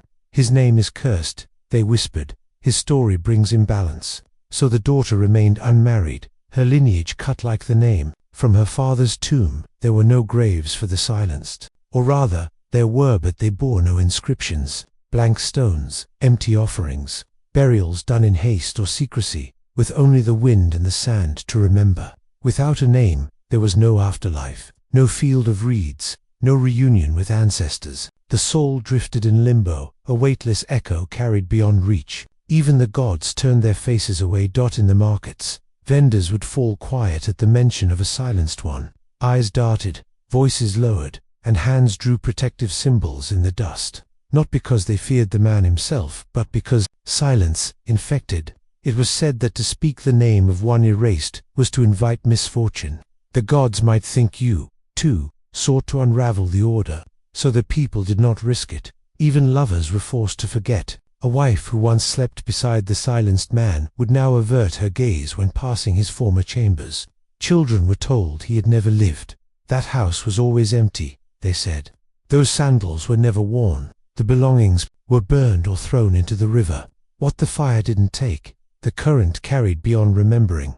Some tried to resist. Scribes who had known the silenced soul left secret notes between lines of scrolls, tiny hieroglyphs hidden beneath layers of ink. One carved a name into the inside of a doorframe, beneath layers of paint. Another whispered a prayer into a jar and sealed it, hoping that someday someone would break the clay and hear the truth. But these acts were dangerous, and most who attempted them vanished soon after. Not all who were silenced were criminals. Some had spoken truths too sharp for court ears. Some had defied the wrong priest or questioned a divine decree. Their crimes were rarely written down, for to write them was to admit they existed.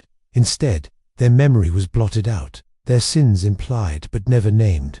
This too was part of the punishment. Even their guilt was denied identity. The silenced wandered the outskirts of cities, cloaked and alone. They became shadows in doorways, flickers in alleyways. If they spoke, their words were treated as madness. If they begged, they were ignored. If they wept, the wind carried their grief like a secret. And when they died, no one lit a candle. No one watched. The silence deepened. There are tombs hidden beneath layers of earth, far from the sacred valleys, where broken statues lie buried with their names scratched out. Archaeologists have found them, sometimes pieces of torso or faces with eyes gouged, mouths closed forever in stone. These were once men of power, women of knowledge, priests, warriors. Now they are dust without history. Among the men, it was said that a silenced man once returned after death, not as a ghost, but as a presence that extinguished light. Torches dimmed, water turned bitter, children cried without cause, and only when his name was carved in secret upon a single broken tablet did peace return. Whether the tale was true or not mattered little. It was a reminder. Silence has weight. In the temples, the high priests debated whether silence was the cruelest punishment of all. Even death allowed for transition. Even mutilation left a story behind, but silence drew. Ritual silence was a wound that never scabbed, a hole in the weave of time. It left no grave to mourn at, no memory to pass down, no warning to learn from. The pharaohs used silence sparingly. To erase a soul entirely required ritual, approval, and the courage to challenge the gods themselves. For what is a god without memory? What is legacy, if names can be removed like weeds from a garden? Some pharaohs refused the sentence entirely, believing it to be unnatural. Others used it often, believing it holy. Children of the silenced often grew in quiet rebellion. Some carved their parents' names in hidden stones. Some sang lullabies that no one else remembered. Some simply stood at the riverbank, whispering names into the current. You were here, they said. You were real. These whispers joined the Nile's endless story, looping back with the tides, refusing complete forgetting. In dreams, the silenced returned, always voiceless, always watching. Some dreamers claimed they saw their mouths move, but could not hear. Others woke with a sense of someone standing beside their bed, heart heavy with unspoken things. Egypt, land of memory, never quite forgot, not fully. Silence could not erase what the soul kept awake. There were rituals meant to resist silence. Underground gatherings where songs were sung in forgotten names, where tiny papyri were burned with whispered truths. He was kind, one would say. She loved her garden. He died protecting a child. These gatherings were dangerous, illegal, and powerful. And though the names never returned to the temples, they returned to hearts, in one scroll. Worn and almost unreadable, it is written, "To silence a name is to erase a star from the sky." The sky forgets nothing, and so the star still burns, behind the clouds. Egypt lived with this tension between official forgetting and eternal remembrance, between the chisel and the wind. Some say that when a pharaoh dies, his soul must pass by the silenced ones, that they stand at the threshold of judgment, not to accuse, but to be seen. And the pharaoh must recognize at least one name, must speak it aloud, to enter the afterlife. If he cannot, the gate remains closed. Thus, silence becomes its own judge. So the sentence continued, across dynasties and dunes, across eras and empires. Names were lost, stories unraveled. And yet, in the hush of the desert, in the silence between prayers, a whisper remains. A voice, not quite gone, a breath not quite taken. Silence may be the final sentence, but even it cannot unwrite the soul.